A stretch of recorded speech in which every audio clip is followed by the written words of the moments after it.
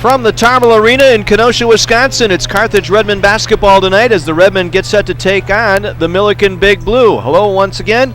John Weiser with you. Glad you're along tonight for Redmen basketball as Carthage facing a red-hot Millikin team. The Big Blue have won 2 in a row. They knocked off Wheaton last Saturday, and they picked up a win against North Park at home on Wednesday, 80-63, the final in that one. And so they're a very hot team coming in with a record of 10-10 on the season, 3-8 in conference play. The Redmen falling to North Central here on Wednesday night in a tough game, 79-75, the final in that one, as Carthage actually took the lead in the second half, but didn't make some of the key plays down the stretch, and particularly Alex Sorensen finished off that ball game in grand style as Sorensen led the way for North Central in that one after going 1 for 7 in the first half and only 2 points.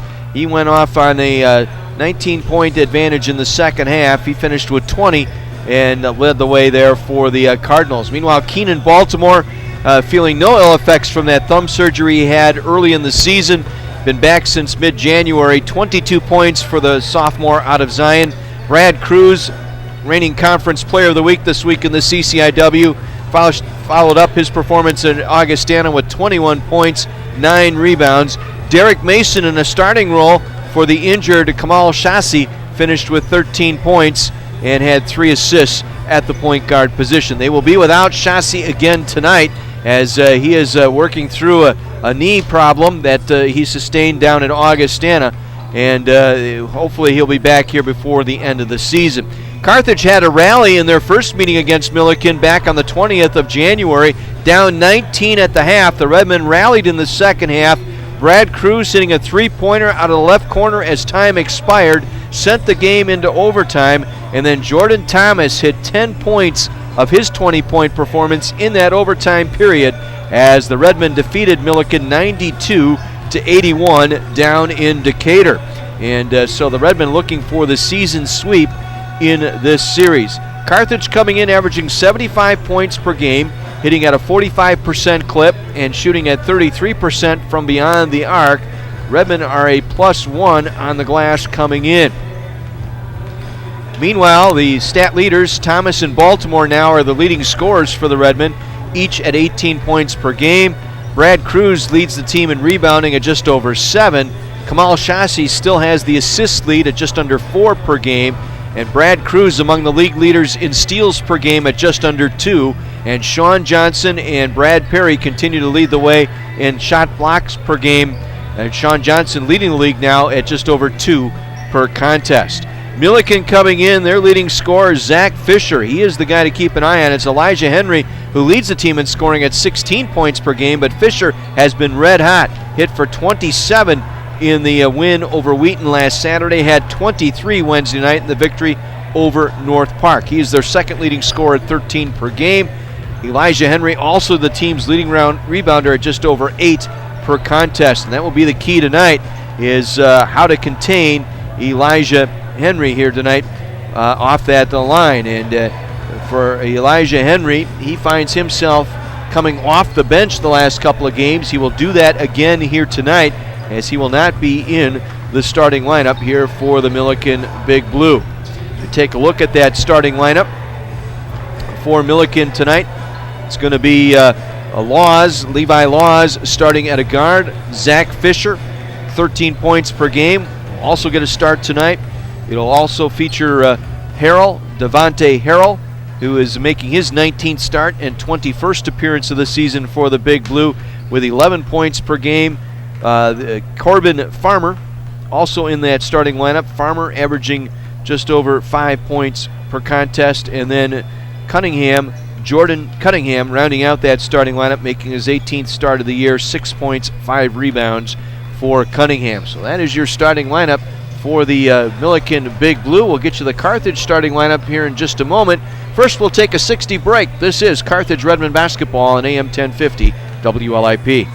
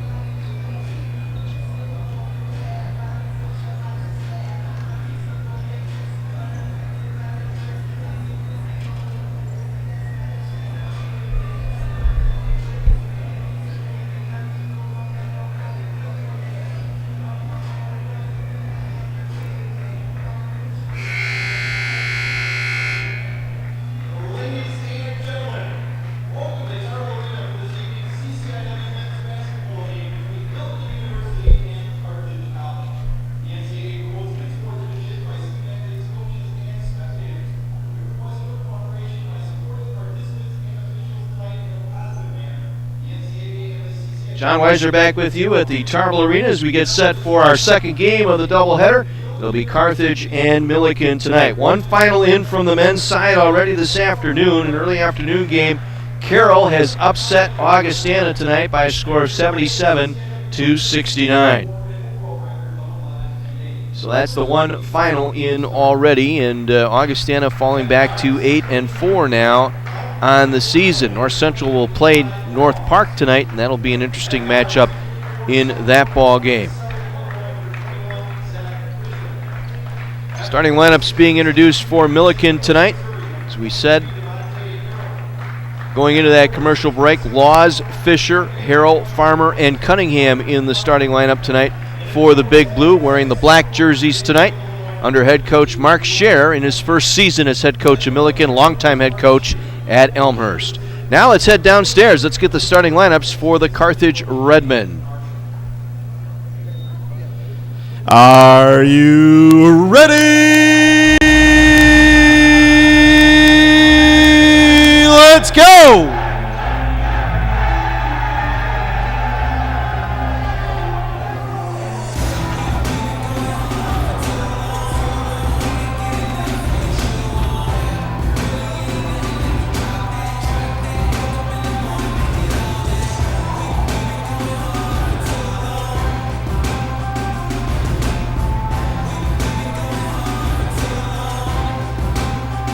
And now, introducing the starters for your Carthage Redmen. Starting at guard, a 5'11" junior from New Trier High School. Hailing from Northfield, Illinois, wearing number 4, Jordan Thomas. At guard, a 5'10" senior from Gurney Warren Township High School.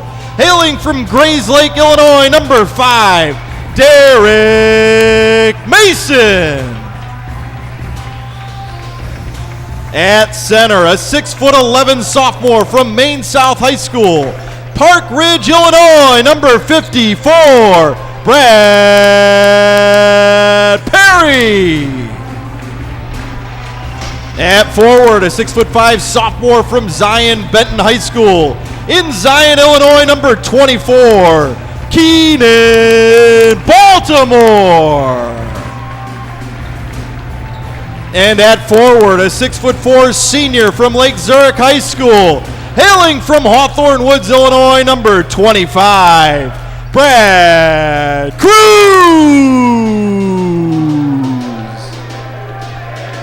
The head coach for the Redmen is Bosko Jurakovic, and Coach Jurakovic is assisted by Steve Jurakovic, Quincy French, Marlon Sr., Miles Olson, and Tyler Pierce.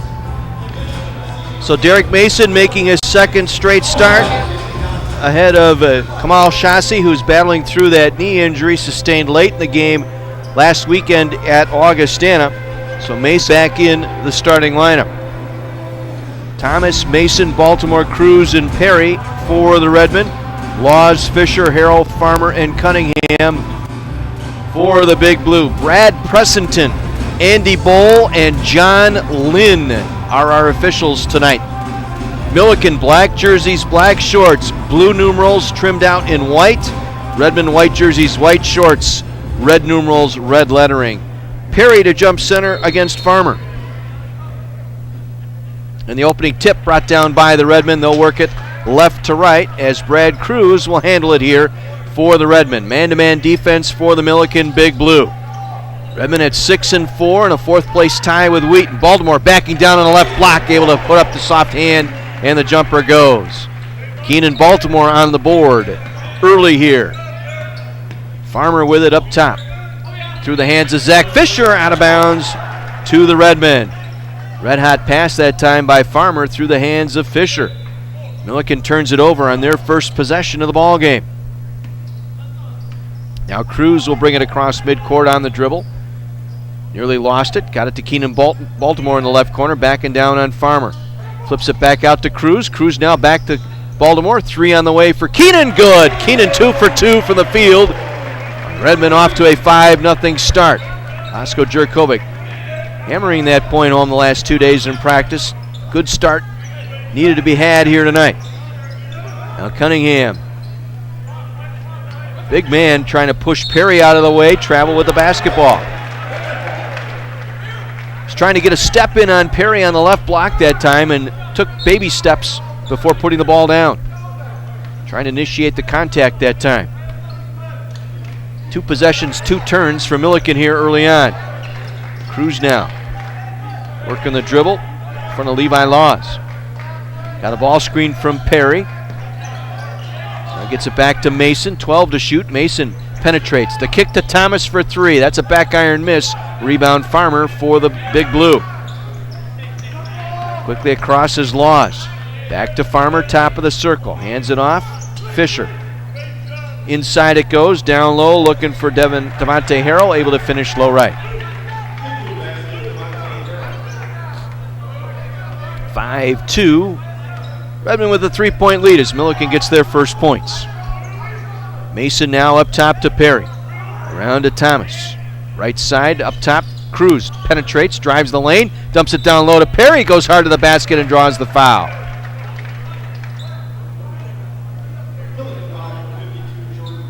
Jordan Cunningham getting the foul. That is his first team. Cunningham trying to defend Perry that time off the left block. Brad Perry at the free throw line. Free throw in and out. One area where he needs to work on is the free throws.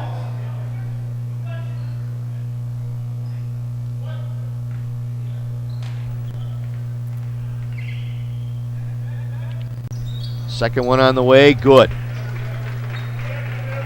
1 for 2 that trip for Perry, 6-2 the lead. A little token pressure in the back court. He's able to get across. Michael Beatty just into the game now. Works it up top to Farmer. Farmer now to Beatty here on the near wing. Works it back. Fisher tried to force it inside to Farmer. Broken up by the Redmen. It goes off of Thomas. So the ball was touched by Thomas last. So Millikin will keep possession here with 11 on the shot clock. Get it into Harrell. Harrell goes hard to the basket, missing, gets his own shot back, and going back up, drew the foul. Brad Perry commits the foul. He is first on the team. This will put Millikin at the free throw line, shooting 2.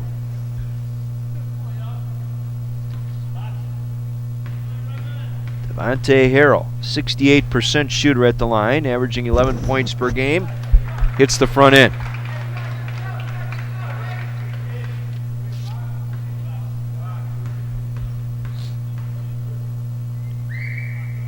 Harrell had 18 points against Finlandia middle of the season, his high water mark. Makes both free throws there. 6-4 in favor of the Redmen. We're 2 minutes in. As they go inside looking for Perry, we got a moving screen on Derek Mason. Mason trying to set a high ball screen that time and slid into the defender. Made contact, easy foul call. Beatty now racing across midcourt, trying to get past Derek Mason. Hands it back to Fisher. Fisher now on the right wing, puts it on the floor, guarded by Thomas. Bounce feed, it's back to Devontae Harrell. Ball screen set by Farmer. Harrell doesn't use it, passes it off to Beatty. Beatty now driving the lane, puts up a floater left side, no. Battle for the boards, Perry comes down with it. Perry now, handed off to Brad Cruz. Cruz across midcourt, being hounded by Beatty. Now sets it up. 6-4 Redmond. Keenan Baltimore puts it on the floor, now trying to drive the basket, was fouled up top on his move to the basket. Corbin Farmer picking up the foul, the 6'7 sophomore out of Columbia, Illinois. Farmer, that's his first, second team foul. Team fouls even now at 2 apiece. Cruz looking to get it in, just beat the 5-second count as he got it into Mason. Now to Thomas, right corner.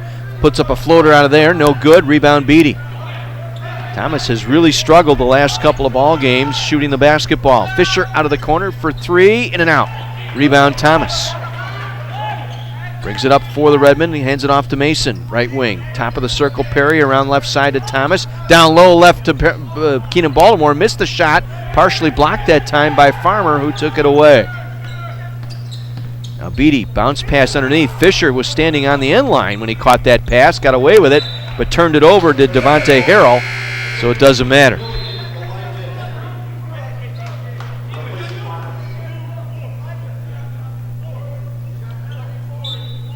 Checking in now for the Big Blue, Elijah Henry. Henry having a couple of big ball games against both Wheaton and North Park, coming off the bench. I think he's 10 for his last 11 out of both of those ball games. And what do we have? Foul on the Redmen. Keenan Baltimore. It's twice now the Redmen have been called for the high ball screen offensive foul.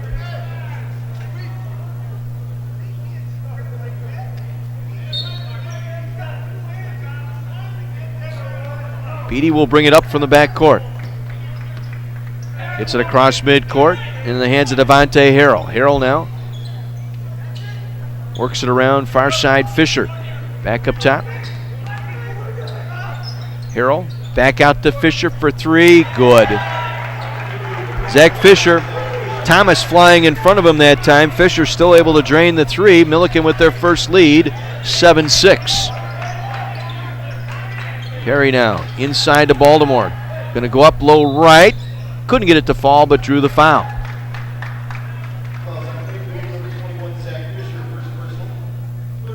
Fisher picking up the foul, hacking Baltimore, so that'll put Keenan on the free throw line for the Redmen.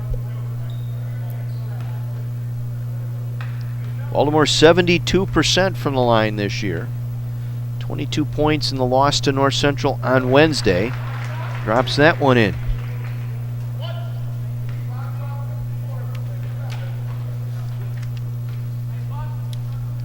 Baltimore quite the ball game, had 19, going 8 for 13 at the line. That overtime win over Millikin, missed the second. We're tied at 7. 5 minutes into our contest here in Kenosha as they get it down deep, missing the layup. Ball bounced around, finally picked up by Keenan Baltimore. Harrell missing a bunny that time. Mason, three on the way. That barely drew iron. Cunningham able to scoop up the easy rebound for Millikin. Millikin out rebounding the Redmen here. 6-3 in the early going. Now Fisher high in the left wing. We got a moving screen violation on Cunningham. Same officials made that call 3 times tonight. Cunningham picking up his second foul, so he's going to exit.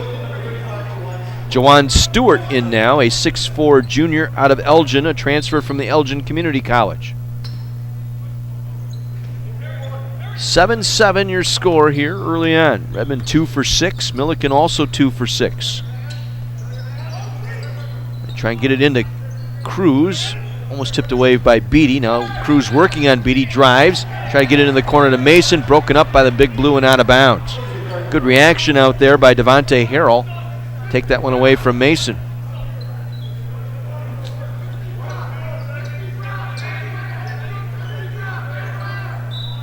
Cruz will inbound with 13 to shoot. Gets it into Thomas. Jordan Thomas will take the dribble up top, back to Cruz. Perry sets a ball screen. Cruz slides to the right off of that. Try to cut it across court. Stolen away by Millikin. Devontae Harrell on the steal. Gets around Keenan Baltimore. Missed the shot. Could have been a foul call there. Nothing there. Back come the Redmen the other way. Mason with it, bumped off by Beatty, throws it up and draws the foul.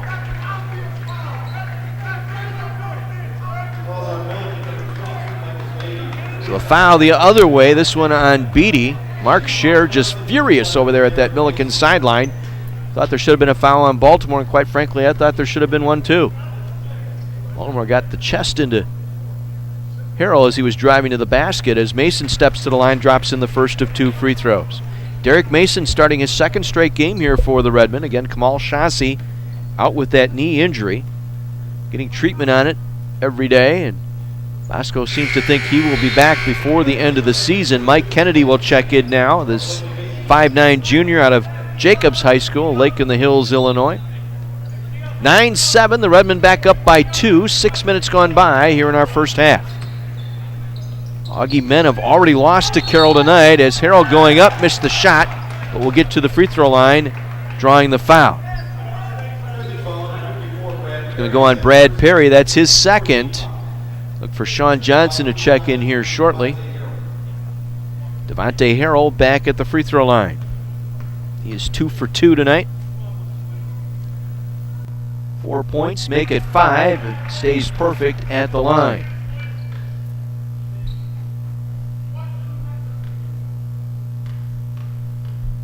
Second free throw on the way here for Harrell. Able to sink both. Ties the game at 9. A little full court pressure put on here. Once they get it in, they retreat across midcourt. Thomas across midcourt with the dribble. Bounce feed to Baltimore, inside to Perry. Perry turnaround shot in the paint. Falls off the rim, no. Cruz's tip, no. Got it back second time, goes up with it, and draws the foul.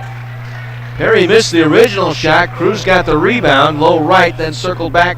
Tried to go up low left, missed it. Now his second effort going for the rebound, came down with it and was fouled. Juwan Stewart committing the foul, his first. That's the 16th foul on Millikin. And play is stopped here as Beatty got poked in the eye, I think, or just above the eye. They're going to get looked at by the trainer. Shares. He's going to bring Levi Laws back in. What are we going to do here? We're going to let him wait. Oh, there's blood on the floor. That's what they're going to do. So a bit of a delay here. 13:43 to go here in our first half. Game tied at 9. Free throws upcoming for Cruz. First, they're going to do a little housekeeping here. Each team shooting the ball 2 for 7 here in the early going. Millikin 1 for 2 on the 3 ball. Carthage 1 for 3. Redmond 4 for 6 at the line. Millikin 4 for 4 at the line. Leading score, Baltimore with 6. Harrell with 6 for the Big Blue. Again, Augustana lost in Waukesha today to Carroll, 77-69. Other games tonight. In Naperville, it's going to be North Park taking on North Central.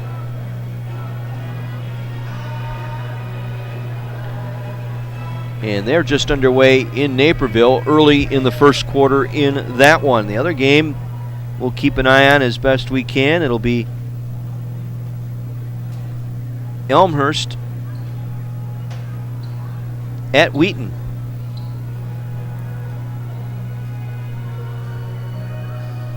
With Illinois Wesleyan on the bye.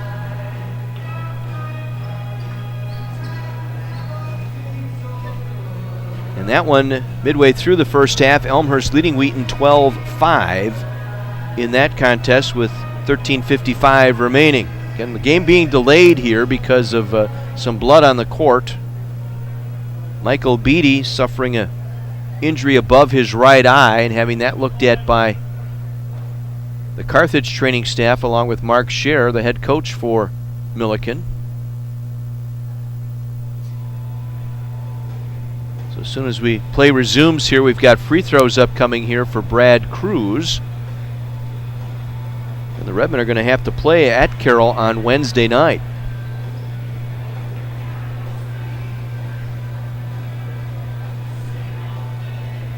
Red hot Carroll Pioneers knocking down Augie tonight.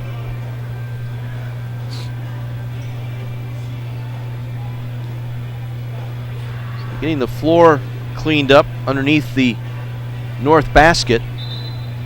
They've got that taken care of. So now Cruz can finally step to the line. He's got a pair of free throws upcoming here as he was fouled on his way back up on that stick back attempt. Cruz, the player of the week this week in the CCIW. Missed the front end. Had 22 points in the victory over Augustana. Followed that up with 21 on Wednesday night against North Central. Missed both free throws and the rebound pulled down by Millikin. All that time standing around worked to Millikin's advantage. In there now is Juwan Stewart back in there, replacing Beatty. Laws with it now. Try to work it back inside. Ball deflected off of Thomas, saved from going out. And it finally gets deflected out by Cruz. Everybody kind of tight roping that end line here to the basket to my left. Get it in, it's tipped, gets into Elijah Henry, and it's taken away by Brad Cruz inside.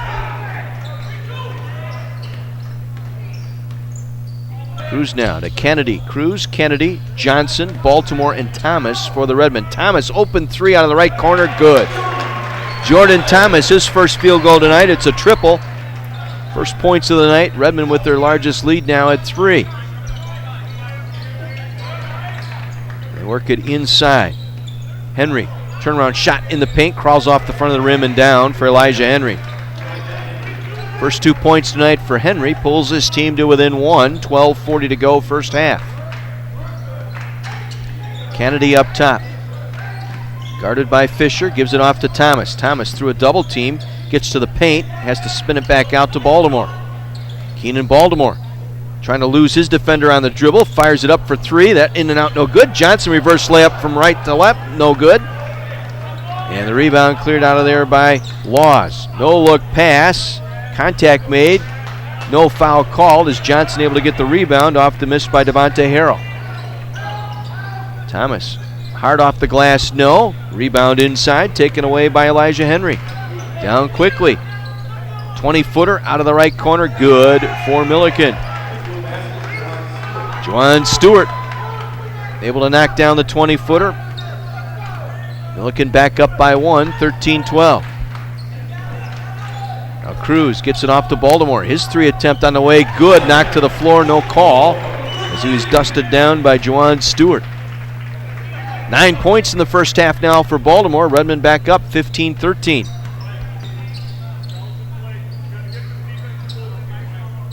Harrell with it, high on the right. Now gives off to Fisher. Fisher, middle of the floor. Gets a ball screen, drives through, pulls up free throw line floater, no. Rebound tapped through Thomas, picked up by Baltimore. Outlets to Kennedy. He'll take it across midcourt for the Redmen. Carthage leading by 2. 11 minutes to go here in this first half. Baltimore, top of the circle. Left side it goes to Thomas. Now to Kennedy. Kennedy driving. Dishes to Johnson. Short jumper. Good. Johnson off the left baseline. Knocks down the jump shot. Boy, if he can get that working in his repertoire, teams are going to have to honor that. Now a nice look inside. Redmen weren't ready for it. Nice finish by Juwan Stewart. Skip right down the boulevard that time for the easy layup. 17-15 Redmen. Thomas for 3. Got it. Back-to-back triples from Jordan Thomas. He has 6. Need to get him going here. 20-15 Redmen. Near steal by Baltimore. Stewart with it now. Right of the free throw line. Gives it off to Fisher. Rolls it in. Harrell. Turnaround shot. Counted and 1. Check that, Elijah Henry. Working on Sean Johnson that time off the right block. Johnson picking up his first foul. 5th team foul on the Redmen. Pygon in now. Tyler Pygon. 5'9" junior from Orland Park. First appearance of the night for Pygon. Corbin Farmer back in for Millikin. An and 1 on the way for Henry, and he knocks it down. He will come out. Cunningham will check back in. 20-18 Redmen.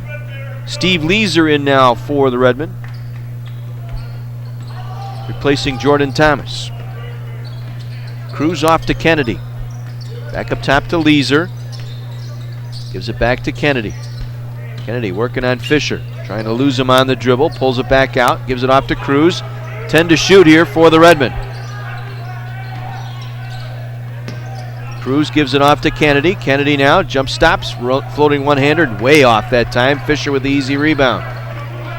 Poor looking offensive set there by the Redmen. A lot of dribbling and not much getting done. Fisher now. Works it into Cunningham, trying to back down Johnson on the right block. Got around Johnson, put up to the left hand, and good. Soft left-hand hook that time by Cunningham over Johnson ties the game at 20. 9:25 to go here in this first half. Cruz now going up hard over Cunningham, off the glass and in. Trying to induce Cunningham into committing that third foul was Brad Cruz. Slips in for his first 2 points. 22-20 Redmond. Cunningham again backing down on Johnson. Turns over Johnson. Back iron miss. Johnson trying to snare the rebound and comes down with it and was fouled. Good effort by Sean Johnson to stay with it. Using those long arms. Keep that ball alive. Pygon got him across the elbows. He was trying to bring that rebound in. That's the 7th team foul, so the Redmen in bonus now. Johnson will be shooting the 1-1. Sean Johnson leads the team in shot blocks with 2 per game. Missing that free throw attempt. So the Redmen come up empty on the front end of the bonus. 22-20 Carthage trying to get inside to Kennedy. Players collide. Farmer's down. Kennedy's down in the backcourt. Meanwhile, play continues. Cruz tips it in, and now play is stopped. Kennedy is back up walking, but Farmer took a shot as he hit the court. I think he hit his head on the floor, and he is sitting up rather dazed. They've already lost Beatty here for the moment, getting his right eye tended to, and Farmer sitting down. See if we'll get another look here in our video replay. He and Kennedy collided inside as Farmer was dishing that pass off. There was no foul called, and both players hit the deck awkwardly, and Farmer took the worst of it. Mark Scher walking him back to the Millikin bench as Mason is in now for the Redmen. Elijah Henry will check back in for the Big Blue for Farmer. Let's hope he's okay. Millikin will bring it down, trailing by 4, 8:40 to play. Carthage 8 for 18, Millikin 7 for 15. Henry with it up top. Michael Beatty back in there now. Had that right eye tended to and then carried the ball. He palmed it, trying to make his move to the basket. So a turnover for Millikin. That is their 7th already in this first half. Carthage with just 3. 24-20 Redmond. 8:20 to go. Weiser off to Cruz, high on the right, guarded by Beatty. Gives it off to Kennedy, takes the dribble up top to Weiser. Back to Cruz again, shot clock down to 10. A lot of perimeter work here in the offense. Good defense by Millikin. Now Cruz able to penetrate, gets past 2 players, missed the shot. It was touched by Cunningham while he was standing out of bounds. So Carthage will retain possession with 3 on the shot clock. Cruz will inbound right of the basket. He will get it into Weiser. Weiser has to put it up quickly. It's an air ball miss, snared by Beatty, and then he was fouled by Mason. Air ball miss that time on the part of Weiser. And Beatty able to snare that loose ball, and as he was trying to clear out the pass, got fouled by Mason. 6th team foul on the Redmen.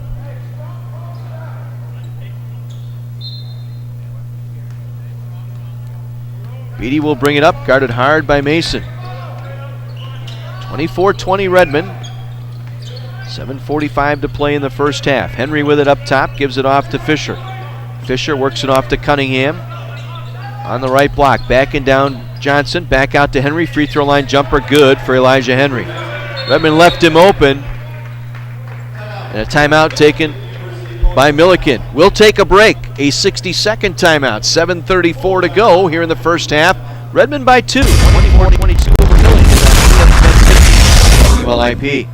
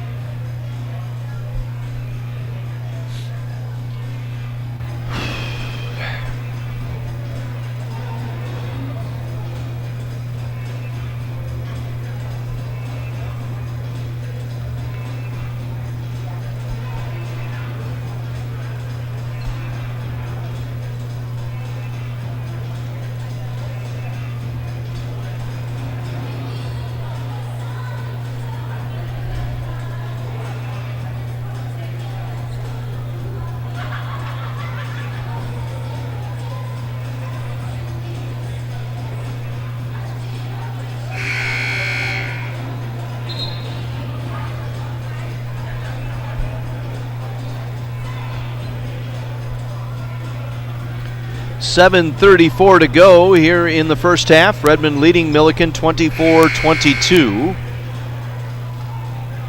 9 points for Keenan Baltimore to lead the way for the Redmen. Harrell with 6 to lead the way for the Big Blue. Redmond with the ball. Cruz, Weiser, Kennedy, Johnson, and Mason out there for Carthage. Johnson had it, nearly lost. Mason picks it up. Mason now driving. Floats in the paint, going hard to the basket. Offensive foul. Mason running into Fisher that time, who took the charge. Team fouls even now at 7 apiece as Mason will leave with his 3rd foul.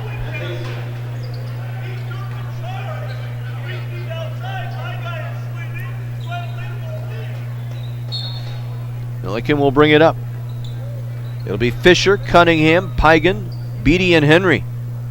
Let the ball roll out to midcourt before Beatty picks it up, gives it off to Fisher. So Henry, near side Pygan. Back over to Beatty.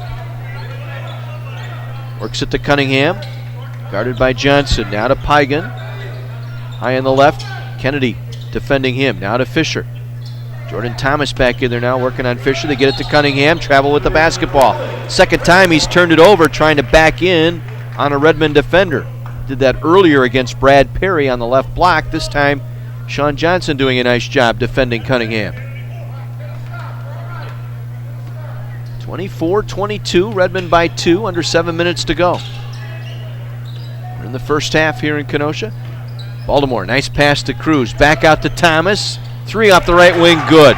Thomas has hit his last 3 3-pointers. He's now 3 for 4 behind the arc. 9 points tonight. Redmond back up by 5. Pygan working the dribble hard. Gets it back up top to Cunningham. Round to Beatty here on the near side, guarded by Cruz. Back up top, Pygan. Pygan has to take the dribble around the arc. Good defense by Kennedy. Now to Fisher. Works off the ball screen set by Elijah Henry, no good. Henry gets the rebound, it won't fall, and then Johnson comes away with it for the Redmen.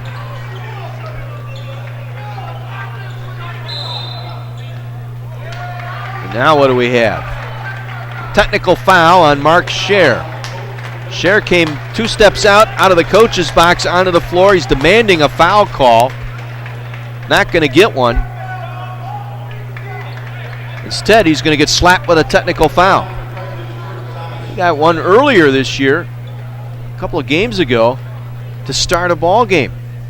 He incorrectly wrote in the starting lineup was incorrect in what he gave the scorer's book, so when they took the floor, he had some different starters in there. Started the ball game with 2 free throws off the technical fouls off a bench technical. He draws one here for abusing an official verbally.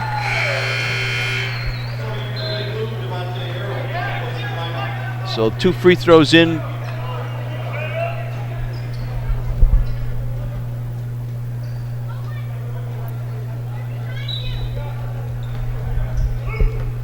Redmond will bring it up. 29-22 Carthage. Having some fun here tonight. Kennedy now works it into Johnson on Cunningham on the right block. Johnson gave up the dribble now up top to Kennedy. Kennedy driving the paint, goes to the basket, couldn't finish. Tipped up by Johnson, still loose out there. Johnson bats it to Cruz. Cruz comes away with it, going up, count it, and 1. Heck of an effort there by the Redmen. The offensive plan after the initial miss by Kennedy. The ball was tipped around. Beatty actually had a hand on it. Johnson then deflected it away from Beatty, got it down to Cruz, who finished low right. Chance for a 3-point play for Brad Cruz. 5-point swing here off the technical foul on Mark Scher. And Cruz hits the free throw. 5-point lead stretched to 10 now. 32-22 with 5.5 to play. Mark Scher's wandered off the bench. He's down in the corridor, the north end of the gym, as Beatty had it stripped out of his hands by Baltimore, picked up by Cruz. Cruz leading the way down the floor, was fouled from behind. That should have been an intentional foul. Cruz was hammered from behind, had a clear break to the basket. I don't think the defender tried to go after the ball. He was going after Cruz. That could have been an intentional foul. That was Devontae Harrell on the trail that time.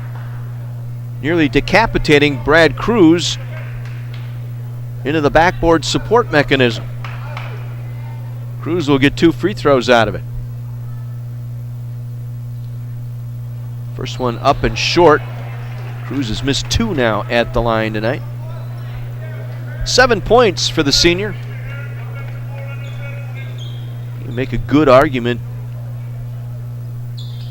He would be the outstanding player here for the Carthage Redmen. Where would this team be without Brad Cruz and a couple of those late victories, especially the one down at Augustana last Saturday?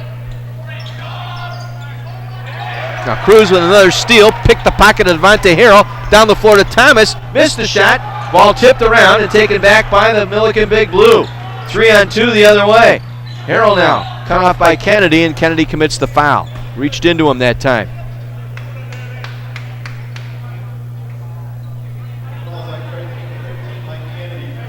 Kennedy picking up his first. Got a hold of Harrell coming over the right side.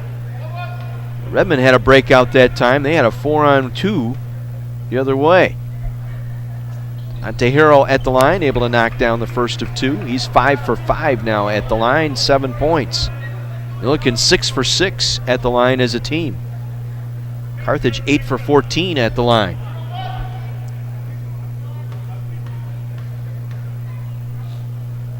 Harrell's second toss, up and in. 33-24, under 5 minutes to go, first half here in Kenosha. Cruz takes it across midcourt. Beatty eyeing him up, gives it off to Baltimore. Back up top to Cruz, fake the shot, now Cruz driving the basket again, count it, and one for Brad Cruz.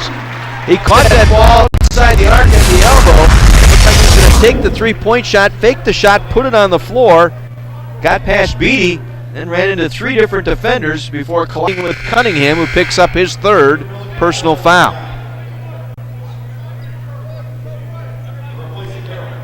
Harrell will come out, Pygan back in. Cunningham remains in with 3 personal fouls.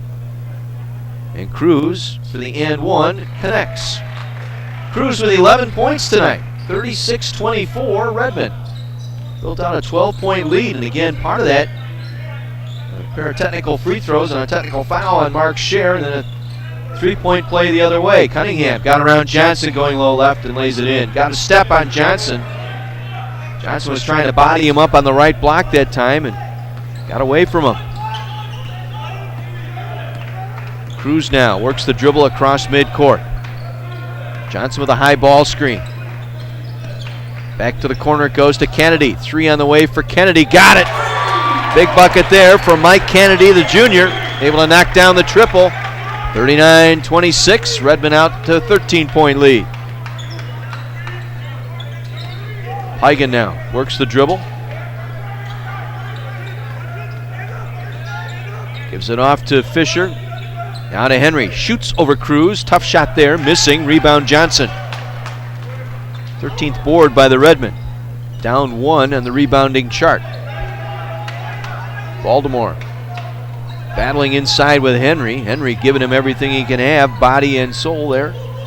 Bouncing him around. Back out to Cruz. It's it back to Thomas. Thomas spinning at the paint. Try to kick it back to Baltimore. Couldn't gather it in. Elijah Henry tipped it. Baltimore tried to go after it. Went off Baltimore's hands, out of bounds.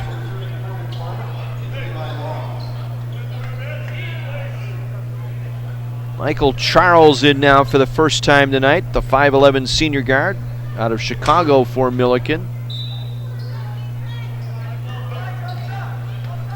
Also Laws back in there, and good to see Farmer back in there. Corbin Farmer collided with Kennedy earlier. Was slow to get up, but is back in there now for the Big Blue. Laws with it here on the near wing, guarded by Kennedy, gets it up top to Pygan. Pygan gets a Zach Fisher, or Farmer screen, I should say, but then turned it over on the dribble. They're going to call a foul. Oh my God. Dribbled it out of bounds. He got bailed out by a foul call. Johnson didn't even knock him down. He was down on his own volition there in front of the Redmond bench. There was some contact with Johnson, but not enough to initiate the contact there to knock him off his dribble. Bosco and Scher having a couple of words at the scorer's table. Bosco chuckling at Mark Scher. He can say some crazy stuff, Mark Scher. He babbles incoherently sometimes during most games. Actually, both coaches do. Bosco has some real funny stuff to say, too. It's never vulgar, it's just kind of strange. 39-26 Redmond. They have the ball, 2:40 to go. Cruz tried to get a pass across to Kennedy, got through, was fouled twice, the ball knocked away as Kennedy was knocked hard to the ground. Again, no call. 2 seconds to shoot here for the Redmond as they will get it in. Officials getting it from both coaches here tonight.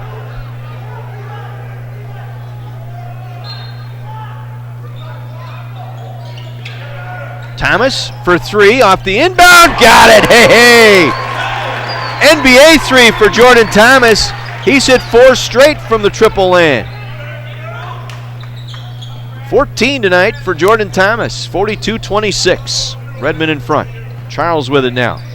Cut off by Cruz. Awkward shot from behind the backboard right side. Missing. Rebound Kennedy.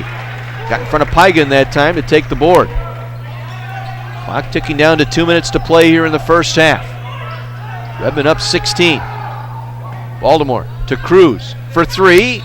Knocked to the floor. Foul called. 3 free throws upcoming for Brad Cruz. Charles knocking him to the court. First on Charles. 3 free throws upcoming for Brad Cruz.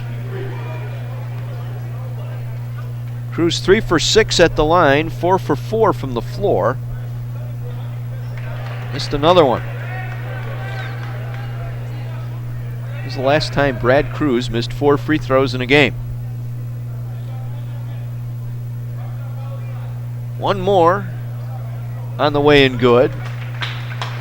1 for 2 with 1 left here.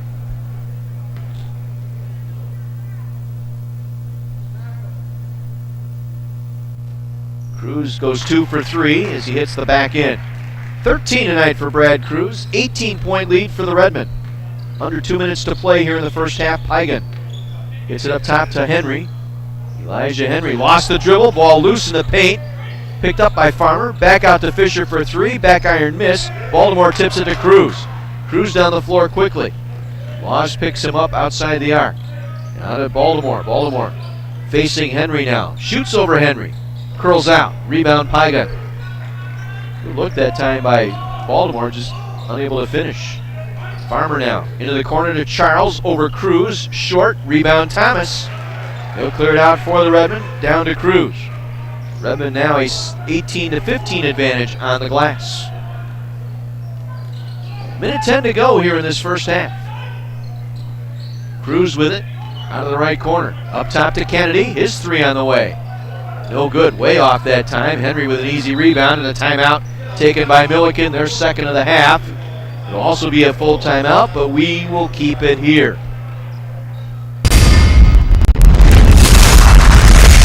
A couple of scores now.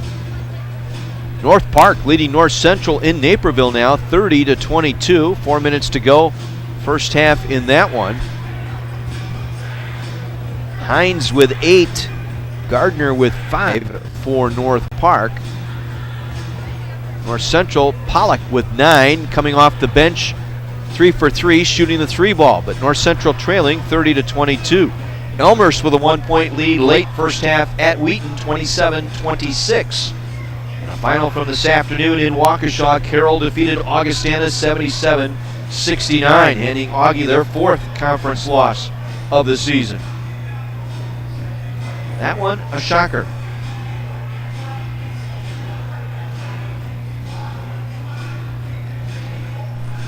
All those who saw Carroll beating Augustana tonight, stand on your head.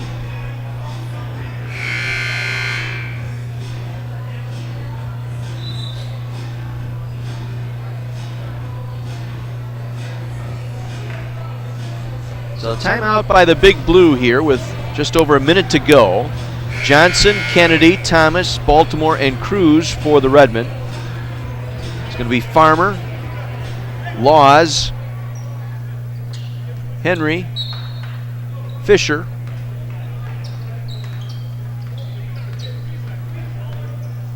and Michael Beatty.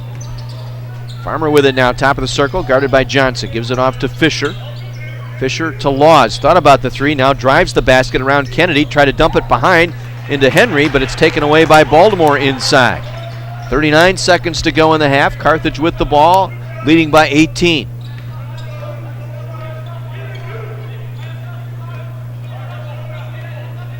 Cruz dribbling it out. 13 to shoot, 25 on the game clock as Cruz slides over right wing. Little one-on-one, try to get past Farmer, lost the dribble, and turns it over as Fisher comes away with it. It's just the 6th turnover by the Redmen in this first half. Beatty now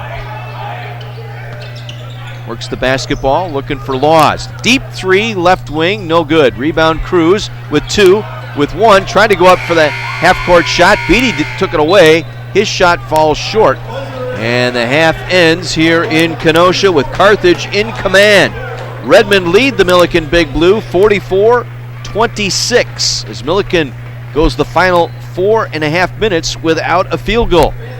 44-26, Redmen on top. We'll take a 2-minute break. This is Carthage basketball on Kenosha's radio station, AM 1050 WLIP.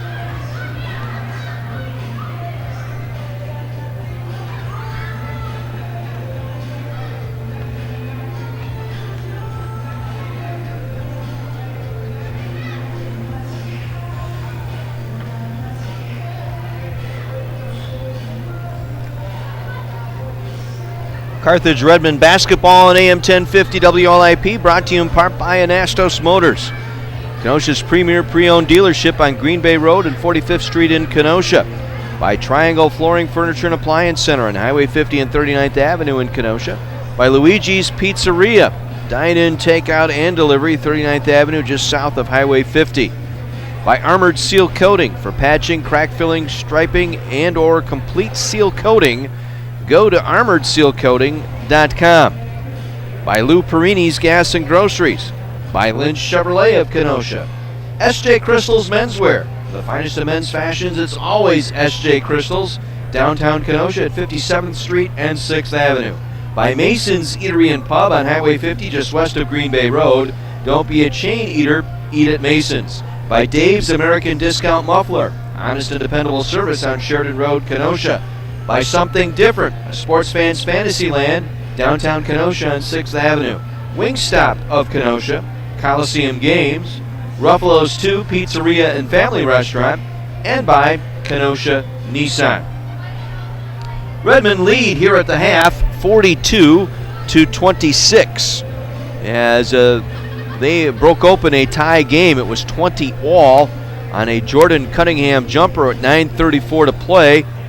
But Brad Cruz getting a layup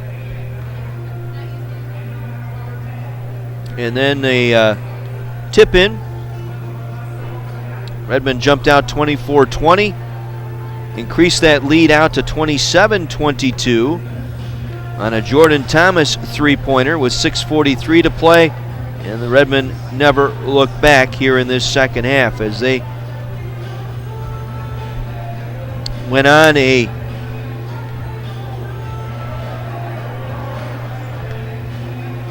$12-0 run in the latter stages of this first half, capped off by the Brad Cruz steal. Was fouled, went 1 for 2 at the line. That built out a 33-22 advantage at that point. And the Redmen cruised into the locker room here at the half, 44-26. Take a look at the numbers in that first half for the Carthage Redmen. They shot 44%, 13 of 29 in that first half. Redmen were 7 of 11 shooting the three ball, and 11 of 18 at the free throw line. Two players in double figures for the Redmen in that first half. Jordan Thomas with 14 points. Thomas missed his first three-pointer, then hit his next 4 straight to build out 14 points tonight for the junior. 4 for 8 from the field, 4 for 5 from three-point range for his 14 points. Brad Cruz, 13 points, perfect from the field, 4 for 4, 5 for 9 at the line. Keenan Baltimore with 9 on 3 of 6, 2 of those three-pointers. Mike Kennedy for 3, 2 points each for Derek Mason and Sean Johnson. Brad Perry, 0 for 1 from the field, but 1 for 2 at the line for 1 point. Steve Leiser did not score for the Redmen in that first half. Again, Carthage 44% shooting, 13 for 29. Millikin went the last 4.5 minutes without a field goal in that first half. Finished just 9 field goals, 9 for 24, 1 for 5 shooting the three, and 7 of 8 from the line. Devontae Harrell, 8 points, leads his team in scoring here at the half. Harrell 1 for 4 from the field, but made all 6 of his free throws in that first half. Elijah Henry off the bench for 7 tonight, 3 for 6 from the field. 4 points each for Jordan Cunningham and Jawan Stewart. 3 points for Zach Fisher. Farmer, Laws, Charles, Pigan, and Beatty all played, did not score for Millikin in that first half. Again, Millikin 37%, 9 for 24 shooting the ball. Redmen come back. They were down 3 on the rebounding chart midway through the first half. They're up 3 on the rebounding chart. Out-rebounding Millikin 19-16, getting 5 offensive boards, 3 of those 5 by Brad Cruz, who is the team's leading rebounder with 5. Sean Johnson also with 5 for the Redmen. Leading rebounder for the Big Blue, Elijah Henry, with 6 of the team's 16 boards in that first half. Millikin turned the ball over 11 times in that first half, leading to 12 Carthage points. Redmond turned it over 7 times, leading to just 3 points for Millikin in that first half. Carthage 8 assists, 1 block, and 5 steals. 3 of those steals by Brad Cruz, right at his season average at 3 per game, leading the conference in that category. The Big Blues 6 assists, 2 blocks, and 3 steals in that first half. Points in the paint, Millikin outscoring the Redmen 12-8. As we mentioned, Redmen outscoring them off turnovers 12-3. Second chance points, Redmen an 8-2 advantage. Score was tied 3 times, lead changed 4 times. Largest lead by Millikin was 5 minutes into the game.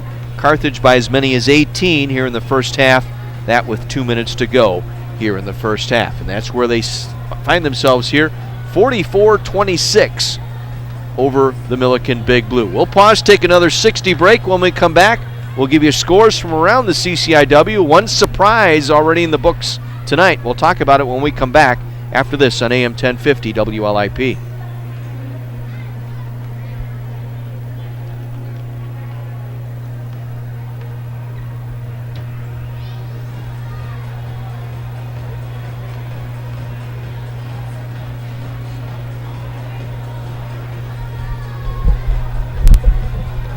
Hi, Josh.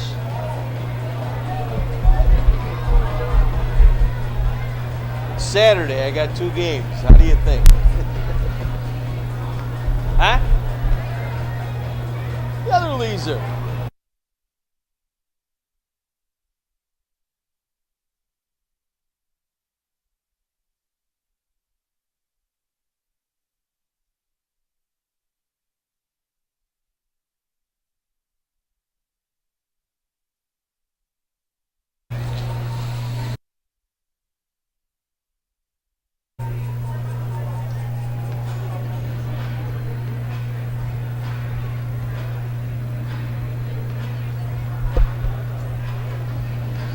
Redmond in front here at the half, 44-26. John Weiser back with you at the Tarble Arena in Kenosha. Big upset this afternoon in Waukesha as the Carroll Pioneers take down Augustana 77-69. Tanner Zaske, with 19 points. He was 7 of 10 from the field, 3 for 5 shooting the 3 ball, leading 4 players in double figures for the Pioneers. Ingbertson with 15, 16 for Heish, and Penny with 12 for the Pioneers. Vikings were led by Nolan Ebels, 22. Krishan Orange with 16. Benning chipped in 10, but it wasn't enough as Augustana suffers their 4th conference loss of the season, falling 77-69 to the Carroll Pioneers. Other games are at the half now. North Central has cut their deficit to 1 at the break. North Park over North Central 30-29. That game in Naperville tonight. Pollock off the bench, 4 for 4 shooting 3-pointers. Mr. Microwave, Mike Pollock, with 12 points, the only player in double figures for North Central. Hines with 8, Gardner with 5 so far for the North Park Vikings. Colin Lake just 1 for 5. The team's leading scorer at 3 points so far, 30-29. The Chicago Vikings on top of North Central. Elmhurst a 1-point lead at Wheaton tonight at the half, 27-26. Patton with 8. Ireland with 6 for the Blue Jays. We will see them next Saturday at Faginal Hall in a doubleheader with the Lady Reds and Redmond. Aston Francis, a cold first half for Wheaton tonight. 1 for 8 shooting, just 3 points. Samuelson leads the team in scoring with 10. Samuelson 4 for 8, including a 3-pointer for his 10 points. But Wheaton trails at the half at home to Elmhurst 27-26. Illinois Wesleyan has the evening off, so they remain at 9-2. Augustana with the loss falls to 8-4. Big break for the Titans tonight as Augie loses at Carroll. North Central 8-3. Wheaton and Carthage at 6-4. Elmhurst at 4-7. Carroll now 4-7. Millikin at 3-8 and North Park at 1-10 in the men's standings tonight. If you're with us earlier, Carthage Lady Reds picked up a win as they bounced back from that loss at Wheaton tonight, or last Wednesday night I should say, knocking off Millikin tonight 78-60. Morgan Vukovic coming off the bench for 7 points to lead the way for the Lady Reds. They will have the week off. They will return on Saturday against Elmhurst. Matter of fact, we all have the week off. Carthage will be at Carroll on Wednesday night. That'll be an interesting game. No broadcast on Wednesday. We'll be back with you Saturday for the doubleheader, Elmhurst and the Lady Reds and Redmond. Regional rankings come out on Wednesday, so it's going to be interesting now with that Augustana loss at Carroll. They're going to tumble down a little bit in the regional rankings. So it'll be interesting to see how that comes out. You're going to have Illinois Wesleyan on the men's side, somewhere in that top spot. Wash U somewhere in there as well. So it'll be interesting to see where that opens up on the first official look at the regional rankings. It'll be released late Wednesday afternoon.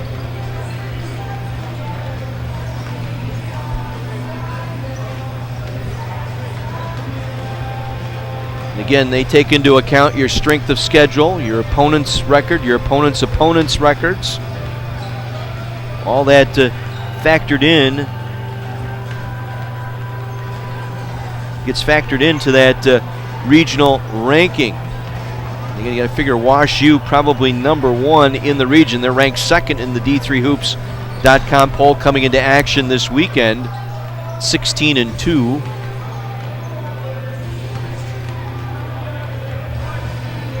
Augustana was ranked ninth coming in. Whitewater's going to get some consideration, I'm sure.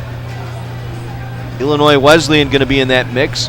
UW Oshkosh, UW Platteville, River Falls, and Stevens Point. So it's going to be interesting how those regional rankings will shake out. And again, those will be released on Wednesday. Same on the women's side.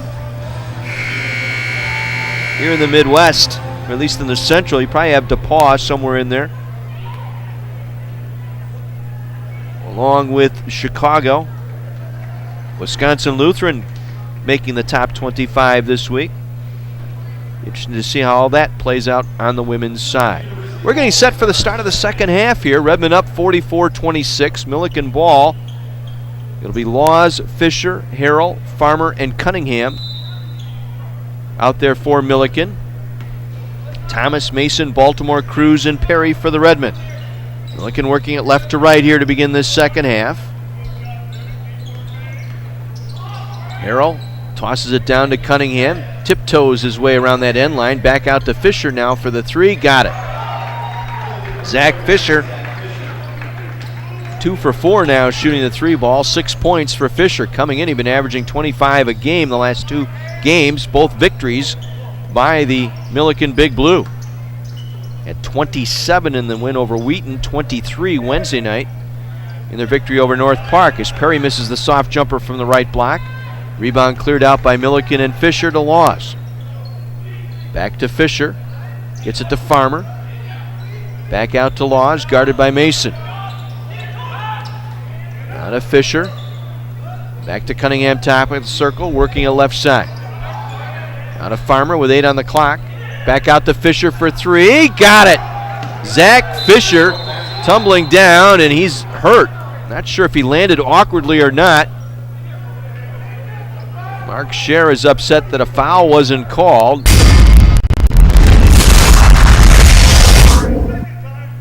Carthage will take the timeout here. A minute in. You hear Bosco screaming at his team. The last 2 trips down. Very lackadaisical defensively. Back-to-back triples by Fisher. Brought his team back to within 12 here, 44-32. Bosco trying to stem everything right here. Now what do we got here? Officials talking to both benches here.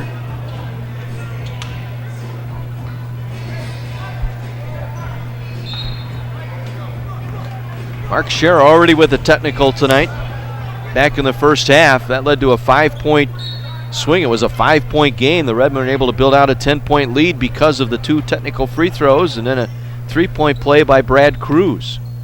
Took a close game, built it out to 10, and Redmen been on the roll ever since. Perry with it underneath, got tied up, held ball, possession arrow to the Redmen. So Carthage will keep it underneath. Perry getting tied up inside. Boy, indecision on what to do once he got that pass. Wasn't quite sure whether to pass it off or shoot it. Mason for 3. Good. Derek Mason. Off the right wing.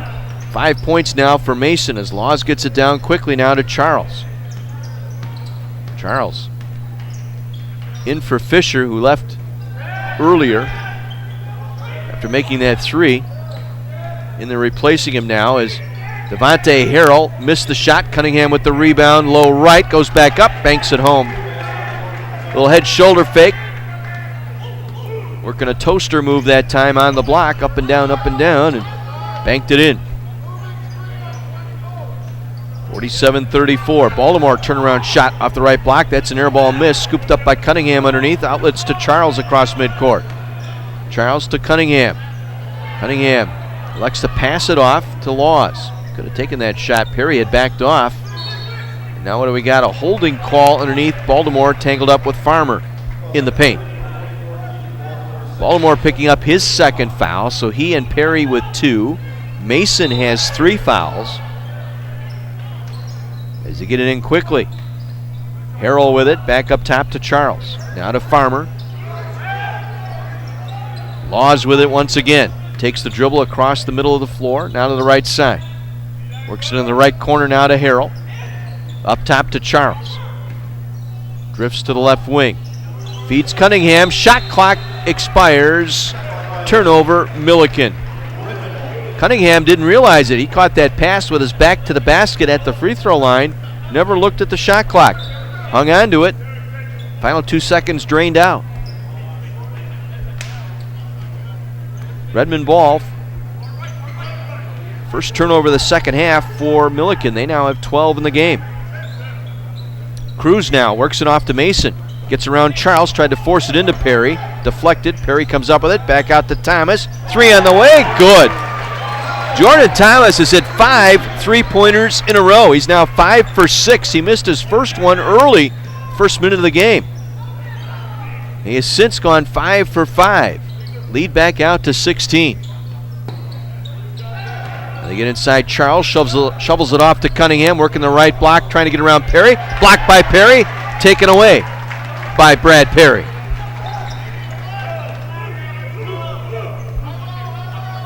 Mason across midcourt.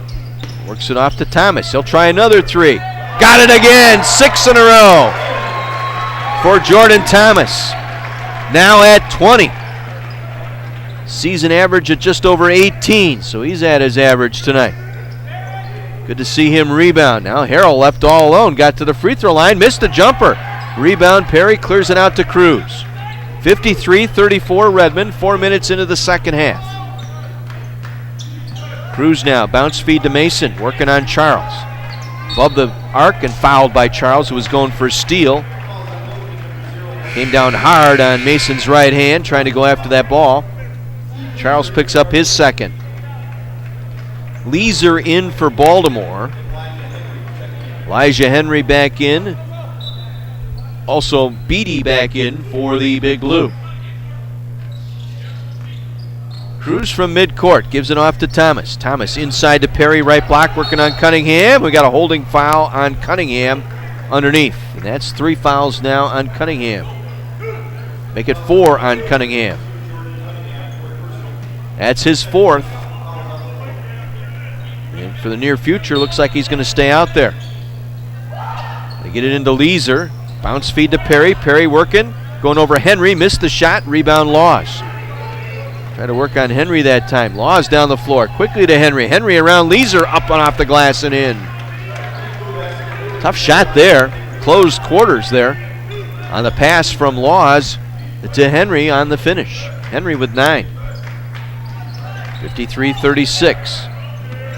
Mason gets it into Perry. Perry back it in on Cunningham, and it's stripped out. Ball loose. Poked away. Goes off of Mason out of bounds. Turnover, Redmond. That is their first of the second half. 8 on the night for the Redmond. Zach Fisher back in there along with Farmer. Farmer will get in for Cunningham.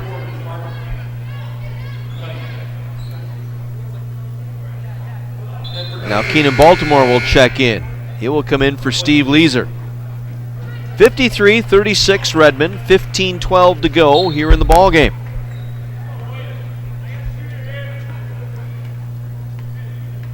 Carthage looking to rebound from that Wednesday night loss here at home to North Central. So far defending home court.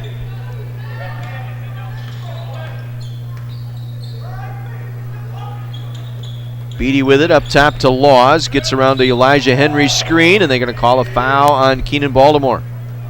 Keenan picks up his 3rd. Made contact with Laws that time. So Millikin will inbound. Shot clock reset to 20 here. They roll it into Henry. Elijah Henry now facing the basket, left block, stripped out of there. Lost control of it. Thomas comes away. No look pass to Cruz. He'll finish low right and one for Brad Cruz. On the drive that time, Elijah Henry lost control of his dribble trying to back into Perry. Thomas came away with it, got it down the floor quick. Cruz for the finish and the and one.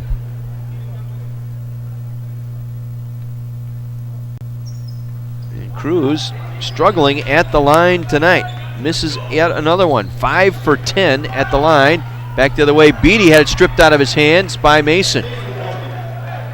Beatty looking for a foul. No whistle. Just a plain old strip job that time by Mason. Wheaton has taken a lead now over Elmhurst, 41-33. North Park maintaining a 4-point lead over North Central as Henry now fouled in the paint going up. He will get to the line. Brad Perry got him across the arm. Perry's third. Team fouls even now at 3 apiece. Elijah Henry at the line, where he is 1 for 1 tonight. 9 points tonight for Elijah Henry. That one dances around the rim and through.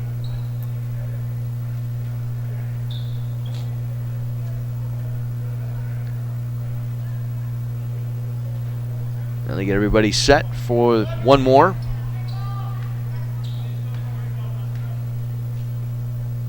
Second one, good. Again, Baltimore and Beatty got tangled up looking for a rebound should that free throw go down. Both had words. Baltimore's got to watch himself here. Thomas, can he do 7 in a row? Yes, he can! 7 straight triples for Jordan Thomas. He is on fire tonight. 23 tonight for Thomas. 58-38, Redmond by 20. 6 minutes gone by here in the second half. Beatty now, left of the free throw line, knocked away by Mason, picked up by Cruz, and a frustration foul committed by Beatty on Cruz. It'll be Carthage ball in the backcourt.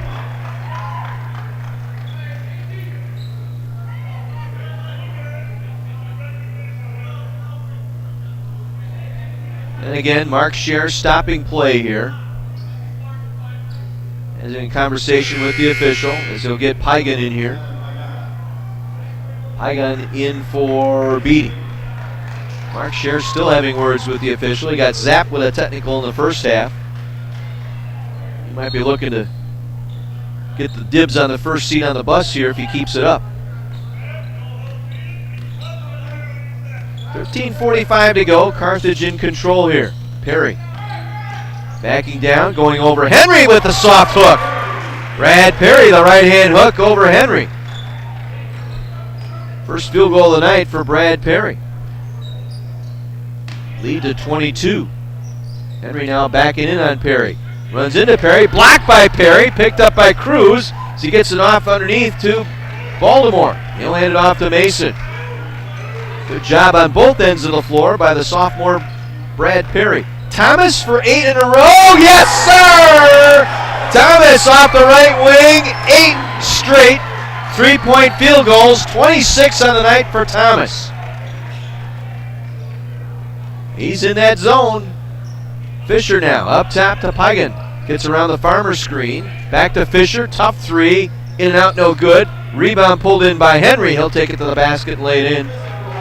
Perry was trying to get in position to get that rebound, and Henry just slithered his way in front of Perry, took it away, and laid it up low right. Henry now in double figures with 13. Perry with the roll in from Mason. Back up top to Mason. Mason now gets around Fisher. Goes off the glass, was fouled, and he'll get 2 here at the line. A little fade, running one-hander down the right baseline by Mason. Mason shaking up now as he's jammed that left shoulder a little bit as he landed awkwardly after being fouled. Henry picking up the foul. That's his first. 15th foul. Mason, first of 2, connects at the line. Mason 3 for 3 at the stripe tonight with 6 points as Cunningham checks back in, replacing Farmer for the Big Blue. One more toss for Mason. Crawls over the front and down for Derek Mason. 7 tonight for Mason. 65-40. Largest lead at 25 now for the Redmen. Now Laws in the left corner. Gives it off to Henry. Left of the free throw line, the jumper goes down. Henry now with 15. Coming off the bench tonight, as he's done the last couple of ball games for Mark Scher.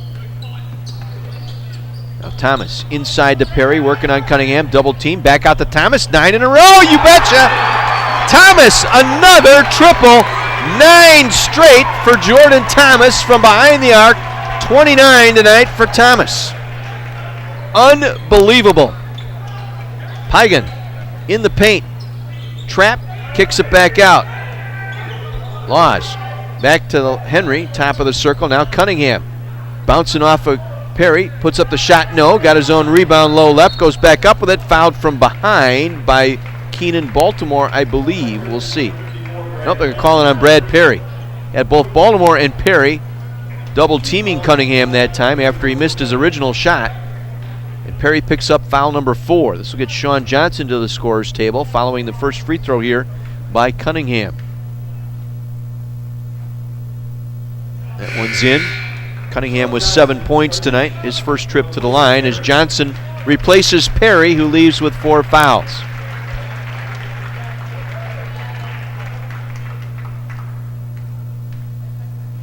One more toss for Cunningham. It is on the way and short. Rebound, Cruz had it, lost it, picks it up in the far corner. Took it away from Henry that time as Mason comes down the floor. Mason kick to Thomas. Thomas driving in from the right side, goes to the basket, counted in one more for Jordan Thomas. This time he'll earn the three-point play from the free throw line. He's made 9 straight from behind the arc. This time he drove the basket and was fouled hard, made the shot, and will get to the line. Cunningham picking up, or Corbin Farmer I should say, in for Cunningham, who leaves. That's 5 fouls on Cunningham. He is done for the night. As Thomas connects on the free throw, 32 tonight for Jordan Thomas. Third 30-point game tonight for Thomas.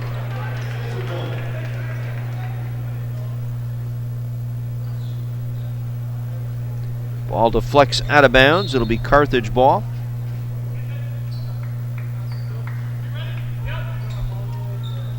It's a season best 32 now for Thomas. He had 31 against North Park here on December 6th. As that shot goes up, no, tip in won't go. Cruz able to pull down the rebound. Quickly down to Thomas. He wants another. 10 straight threes for Jordan Thomas. You gotta be kidding. 35 on the board for Thomas tonight. 74-43 Redmond. 10.5 minutes to go here in Kenosha. What a night for Jordan Thomas. We got a holding foul up top, and it's going to go on Keenan Baltimore, who picks up his 4th. What a night for Jordan Thomas. Weiser will check in now, as he will replace Keenan Baltimore.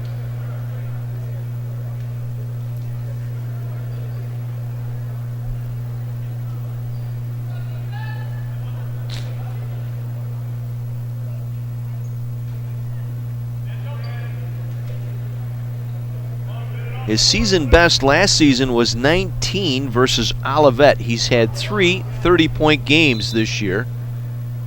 35 now being his high watermark of the season. As play resumes here underneath. They get it into Pygan. Pygan now to Charles. Feeds Farmer, top of the circle, around to Laws. Inside it goes to Henry. Turns, faces Johnson. Shoots over Johnson. Ooh, partially blocked by Johnson, but they'll call him for the foul.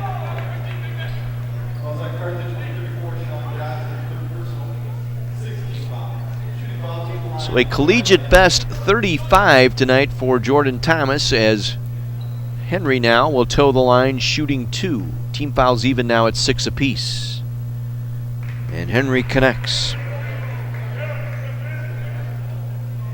Henry, a nice night tonight off the bench, 16 points.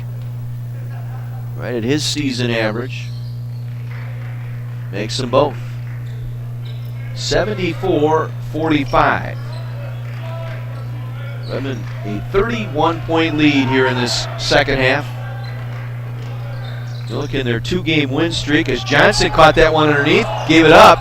Back out to Weiser for 3. That one is short as Johnson gave up a good shot inside. That freshman's going to learn. He was trying to help out his teammate there. He caught that pass inside. Once he ducked all the defenders, he could have dunked it home or laid it up and in. Instead, he passed it out of the low post, looking for some help outside, and Weiser missed that 3-point shot.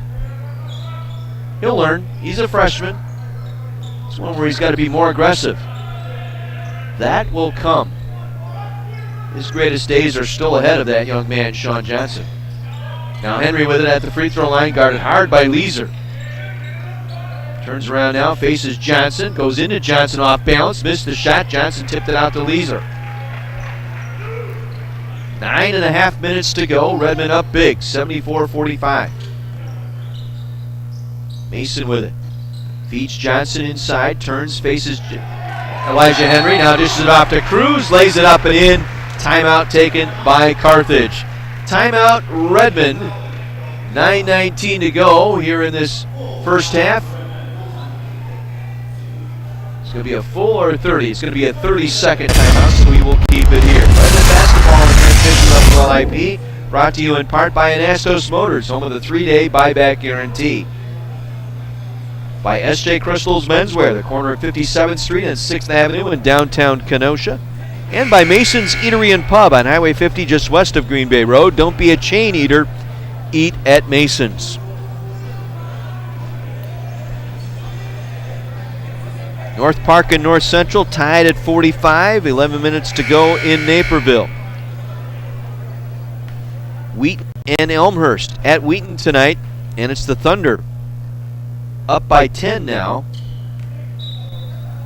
Midway through the second half in Wheaton.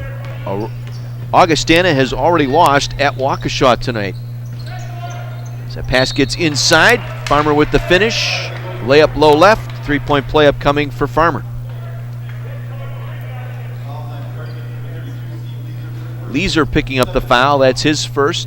Team foul number 7, so the Big Blue in the bonus now. Farmer, 3-point play, missing the free throw. Johnson able to get the rebound. A nice night off the bench for Johnson. 6 boards tonight for Johnson.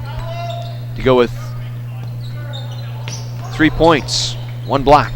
As Thomas now flips one off the glass and down. He's got it all going tonight. Penetrating, laid that one in and danced around the rim and fell in. 37 tonight for Sean Johnson, or for Jordan Thomas. My bad. All this excitement and all this digging here on the stat page. Left alone for the 3, in and out. Taken by Harrell that time, no good. And the rebound cleared out of there by the Redmond. 28-25, Redmond on the glass tonight. Weiser with it now, middle of the floor. Works it back to Thomas. Thomas has hit 10 straight 3-point shots. Crossing over with the dribble, now backs it off. 10 to shoot here. Redmond spreading the floor a little bit, running some time. Thomas, a deep 3, 11 in a row. Oh my goodness, 40 points tonight for Jordan Thomas. Holy cow. 11 of 12 from 3-point range as Charles finishes low left. My goodness, that is a team record, 11 3-pointers tonight for Jordan Thomas.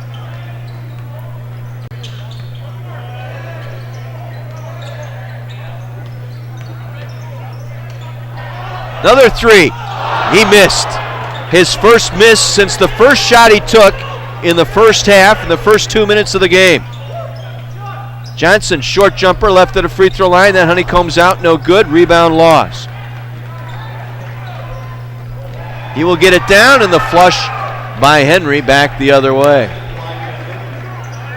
Elijah Henry with 19. 81-51 Redmond, 7 minutes to go.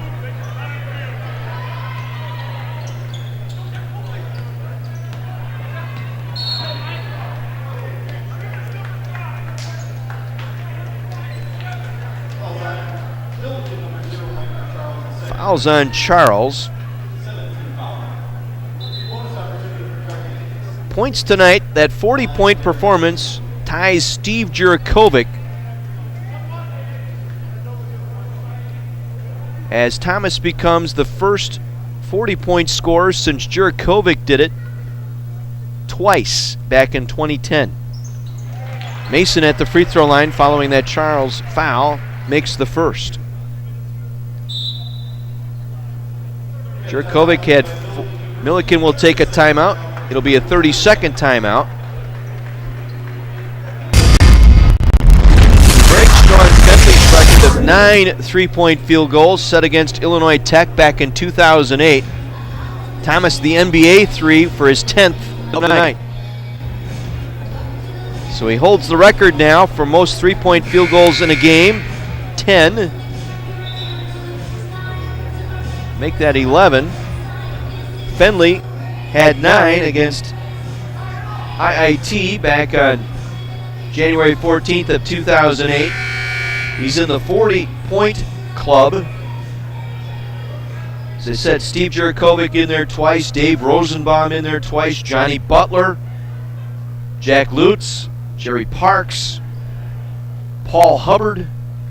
Some of the names in the past. I know a lot of our listeners might remember some of those people back in the day. Mason connects on both free throws. Kennedy in for Derek Mason. 83-51 Redmond.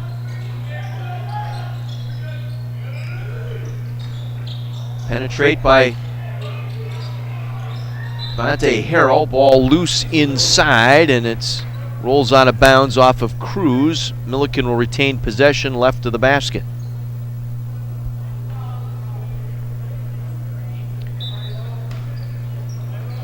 So we're witnessing some history here tonight in Jordan Thomas.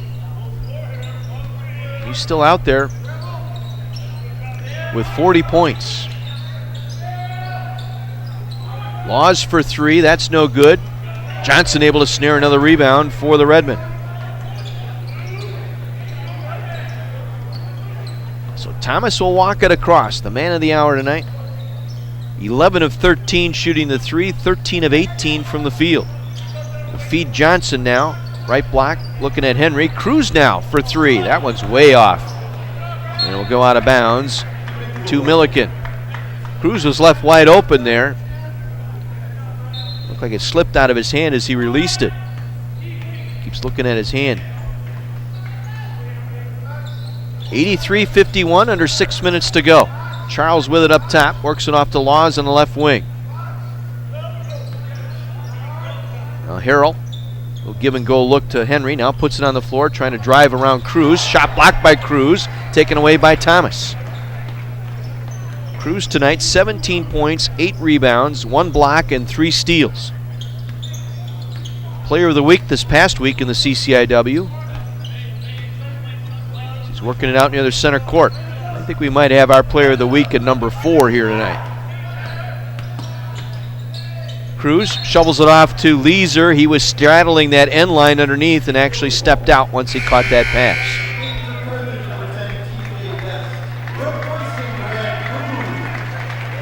TJ Best in for Brad Cruz. A nice hand for the senior Cruz tonight. 6 of 7 from the floor, 17 points, 8 rebounds, 6 assists, and 3 steals tonight for Brad Cruz. The ball tipped out, picked up by Harrell. Near center court, takes the dribble down the left side. Back up top to Henry. Henry hands it off to Laws. Laws now back to Devontae Harrell. Gets it back to Farmer. Free throw line jumper, good for Farmer. Corbin Farmer with 6 points tonight.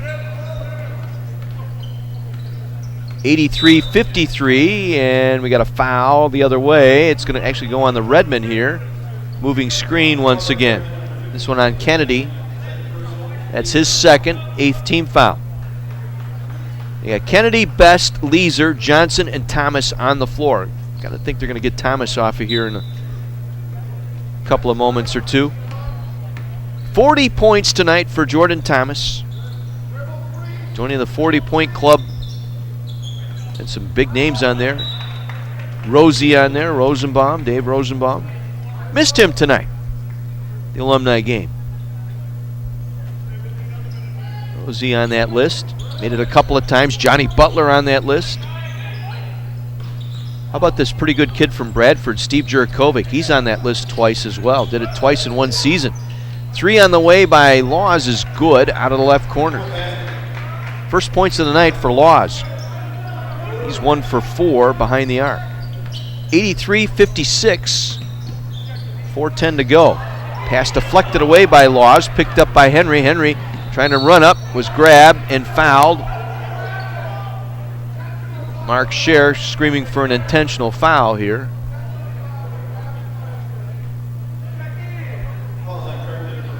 With 4 minutes left and your team down 30, he's asking for an intentional foul. Carthage will take a timeout here.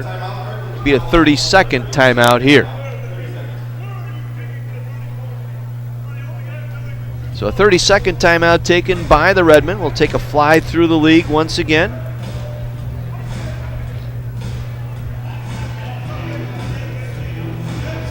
As North Central trailing at home to North Park, 56-51, 5:23 to go in that one.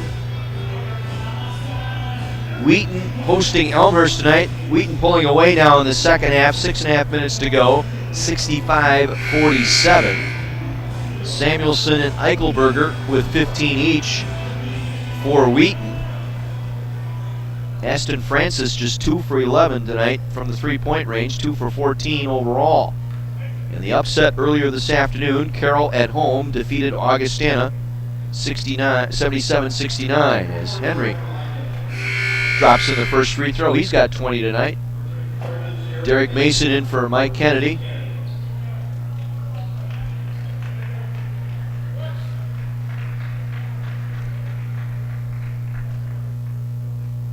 Henry, one more toss, up and in. 21 tonight for Elijah Henry. The only player in double figures for Millikin tonight. 83-58 Carthage, under 4 minutes to play. Best, Mason, Johnson, Thomas, and Weiser out there. Thomas with 40 points tonight. Mason now, top of the circle, drives, pulls up at the free throw line, shot short, rebound Laws. Laws will bring it down. Looks to Farmer. Back out to Charles for 3, dropped it in. Charles with a dime in front of his own bench that time. 5 points for Charles. 83-61. Was once a 34-point lead tonight for the Redmen, and now we got to travel on Mason. Play getting a little sloppy, the attention span waning here with such a big lead with 3:23 to go.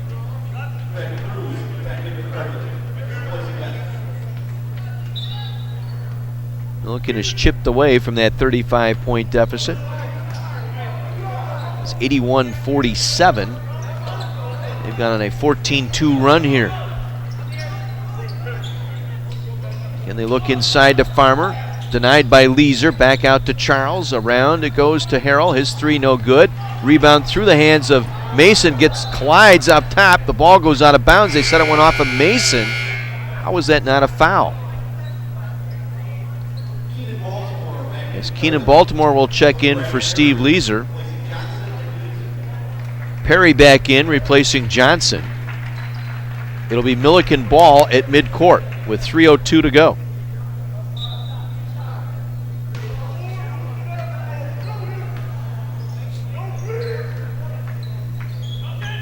Farmer. Nearly stolen by Cruz. Picked back up. It's loose on the floor. Harrell lost it now as Thomas comes away with it. Thomas across midcourt. Now they'll spread the floor here with 2:40 to play. Cruz will drift over. Well, they're calling an offensive foul on Cruz. That call smells. Charles clapping his way down the floor, but he gets the Academy Award tonight for drawing that one. That was a terrible call. 83-61 all over but the shouting here. Carthage trying to finish this one out strong. Henry now at the free throw line. Back out to Harrell, left side to Charles. Charles now trying to get around Perry gets it inside to Henry. How is that not 3 seconds? He's still in the paint, got the shot away, no good. Rebound Perry. I could have counted 8 seconds in the lane on Henry that time.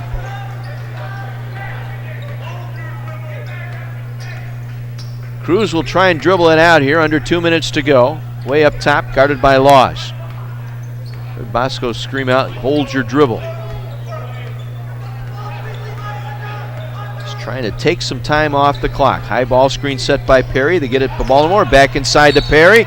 Was fouled by Henry in the paint. It was before the shot, but it's already bonus time for the Redmen as Carthage now wholesale changes coming in.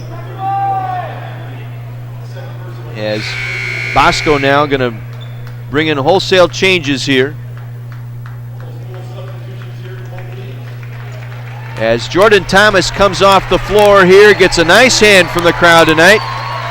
40 points tonight for Jordan Thomas. At one point, made 11 straight three-pointers. Setting a record tonight for three-point field goals, 11 made.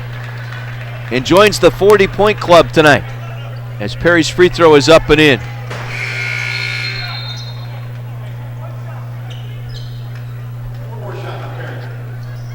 So in for Carthage. Kastratovich, Dimitri in there now. Pogles in there. Chirac in. TJ Best in. Looks like we're going to see Jordan Vetter here coming in for Perry if he makes the free throw, which he does. So we get Vetter on the floor. Vetter's been out with a foot injury here since the first of the year. So Vetter getting some action in here. That's good to see. 85-61 Redmond. $1:35 to go. Get it into A.J. Anderson in there now. Anderson guarded hard by Best. Slips it through, and then the soft lay-in by David Biggs. Biggs, a sophomore, 6'5", out of Lincoln Community. Able to get that one down. Best now. Feeds Chirac. Up top, Kastratovich. Back to Best. Back to Chirac. Pulls up at the free throw line on the way short. Rebound pulled in by Isaiah Flory. Minute to go here in Kenosha. Floater, count it, and one. On the run up from the left side.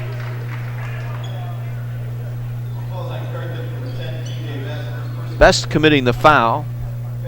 A.J. Anderson making the basket. Chance for the three-point play here.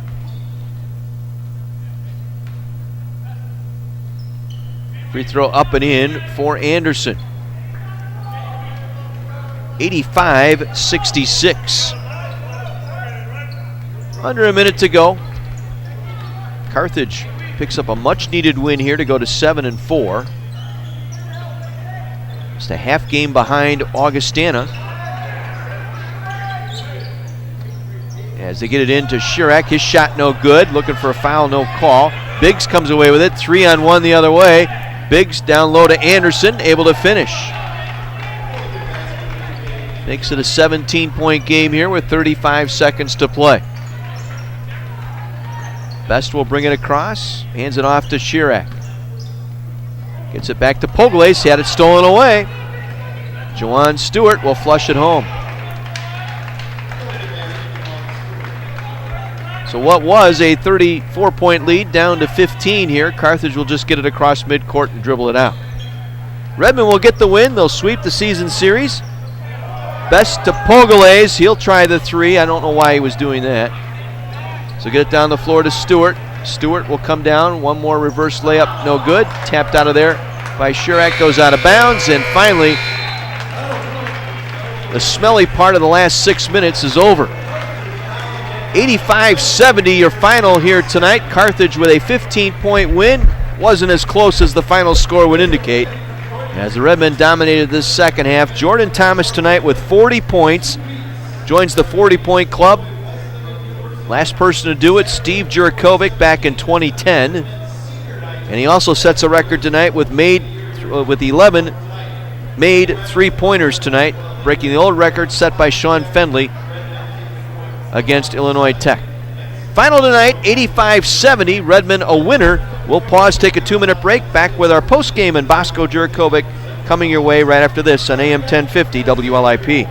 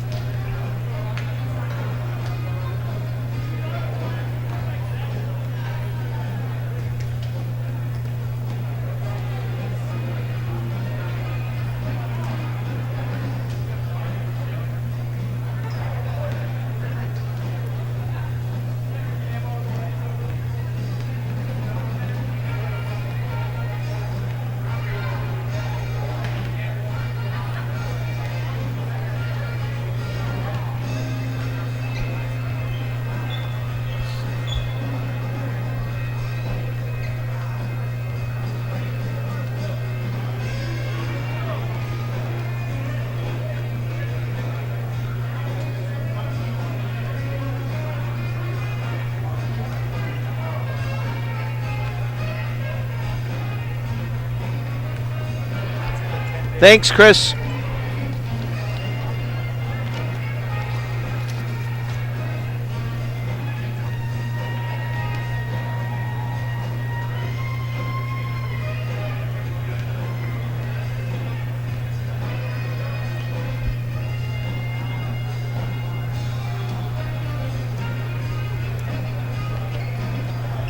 Carthage Redmond basketball on AM 1050 WLIP and WLIP.com, brought to you in part by Anastos Motors. Check out their inventory at anastosmotors.com. By Armored Seal Coating. They're online at armoredsealcoating.com. By Triangle Flooring, Furniture and Appliance Center on Highway 50 and 39th Avenue in Kenosha. By Luigi's Pizzeria. Dine-in, takeout, and delivery, 39th Avenue, south of Highway 50, Kenosha. Lou Perini's Gas and Groceries. By Lynch Chevrolet of Kenosha, east of I-94 on Highway 50. Nobody sells for less than Lynch. S.J. Crystal's Menswear, the corner of 57th Street and 6th Avenue in downtown Kenosha. By Mason's Eatery and Pub on Highway 50, just west of Green Bay Road. Don't be a chain eater, eat at Mason's. Dave's American Discount Muffler, honest and dependable service on Sheridan Road in Kenosha. By Something Different, a sports fan's fantasy land on 6th Avenue in downtown Kenosha. By Wingstop of Kenosha. By Coliseum Games, just east of 60th Avenue on 75th Street. Ruffalo's 2 Pizzeria and Family Restaurant on 45th Street, just west of 39th Avenue. And by Kenosha Nissan. Check them out online at kenoshanissan.com. A record-setting night tonight for one Jordan Thomas as the Redmen post an 85-70 victory over Millikin. The score not indicative of how close this game was, as the Redmen had built out as much as a 34-point lead here in the second half, and Millikin battled back, won the second half 44-41 on some loose play in the last 5 or 6 minutes here. Otherwise, the Redmen could have had a 30-point or more victory here tonight. But Jordan Thomas tonight setting records in three-point field goals with 11 made threes. Folks, he missed his first one early in the first half, went on to record 11 straight three-point baskets. He finished the night 13 of 18, 11 of 13 behind the arc, and 40 points, becoming just the 10th player in Carthage program history to score 40 or more points. The last player to do it twice was Steve Jurikovic back in 2010. So congratulations to Jordan Thomas joining some exclusive club, the 40-point club here at Carthage College. He went for 40 tonight, played 35 minutes. As I said, 13 of 18 from the field, 11 of 13 behind the arc. Those 11 made three-pointers, also a new Carthage three-point shooting record. He went for 40, Cruz for 17. The only players in double figures for the Redmen here tonight. But really they pulled away in that second half at one point, 81-47, with just under 8 minutes left in the contest. And from there it was just on cruise control. I'll give Millikin some credit. Mark Scher kept his team battling here down the stretch as they got 21 from Elijah Henry, the only player in double figures for Millikin tonight. Millikin shot 51% in that second half, 16 of 31 for the game, finished at 45%. Redmond just as hot, 13 of 24 in the second half, 54%, 8 for 12 shooting the three ball in the second half, and 7 of 8 from the line. For the game, Redmond 49%, 26 of 53, 15 for 23 shooting the three ball tonight, 65% behind the arc. All of that on the back of Jordan Thomas, and 18 for 26 at the free throw line. Redmond lose the rebounding battle 33-31. 17 assists. Redmond with 7 second half turnovers for a total of 14. Millikin turned it over just 4 times in the second half for a total of 15 tonight. Carthage got 8 steals tonight, 3 of them by Brad Cruz, 2 by Jordan Thomas. Cruz tonight, his line maybe just as equal to Jordan Thomas is 40. He had 17 points tonight, Brad Cruz. 6 of 7 from the field, 5 of 10 at the line, 8 rebounds, 6 assists, and 3 steals tonight for Brad Cruz. Again, the Redmen score 19 points off of turnovers. Millikin bench outscoring the Redmen 39-5, mostly due to Elijah Henry tonight, scoring 21 off the bench. The only player in double figures for Millikin tonight. So the Redmen pick up the win. They're now 7-4 on the season, 12-8 overall. Millikin has their short 2-game win streak come to an end. They fall to 3-9 in the league and 10-11 overall.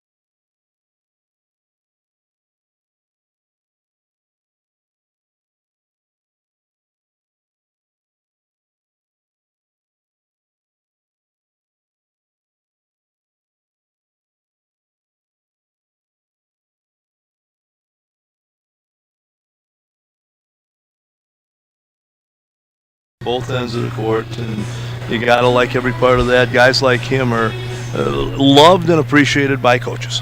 He had a fine game tonight. Thomas with the 40 points, just the 10th player to score 40 or more.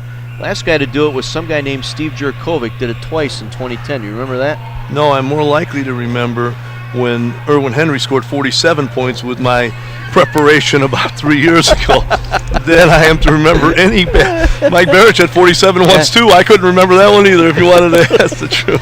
He's still mad at you about that. He reminds you every year at the golf outing. Yeah, he does. But no. We're, you know that I love, as I've always said, I've had a lot of great players, and I liked them all the same. Obviously, I loved Steve a little differently, right. But hey, that's nice that Steve had some great career moments and scored 40 points. But Jordan Thomas, it's his night tonight. Let him enjoy it, and let's us not give up 40 anytime soon. Looking ahead now, we've got Carroll on the schedule Wednesday night in Waukesha. They took down Augustana tonight. They dismantled them 77-69. They just fractured them in that ball game. I was looking at some of the numbers in that game, and you look at it, Augie only got to the line 13 times in that ball game. Carroll plays with extreme ferocity because they're undersized and because they're really not terribly skilled outside of Heesh and Zasky. They just play hard, and they are well coached, and they are tough every night. Carroll was very unlucky at the beginning of this conference season. They opened with 5 of 6 on the road. And, they're just not that good to go on the road when you're 5 out of 6 and come back with a good record. They got off to a brutal start. Since then, they are playing very, very well. We're on the road now for 3 in a row. We've been a darn good road team. So let's find out what we're about. We've got Carroll on Wednesday, then we've got Elmer Saturday, Wheaton the following, then we come back here for Wesley, and let's hope there's a lot riding on that one. You just don't know. With all the scores around the league, and it continues to be this way, I mean, who'd have thought? Forget the Carroll Augustana, that doesn't surprise me, I guess a little bit.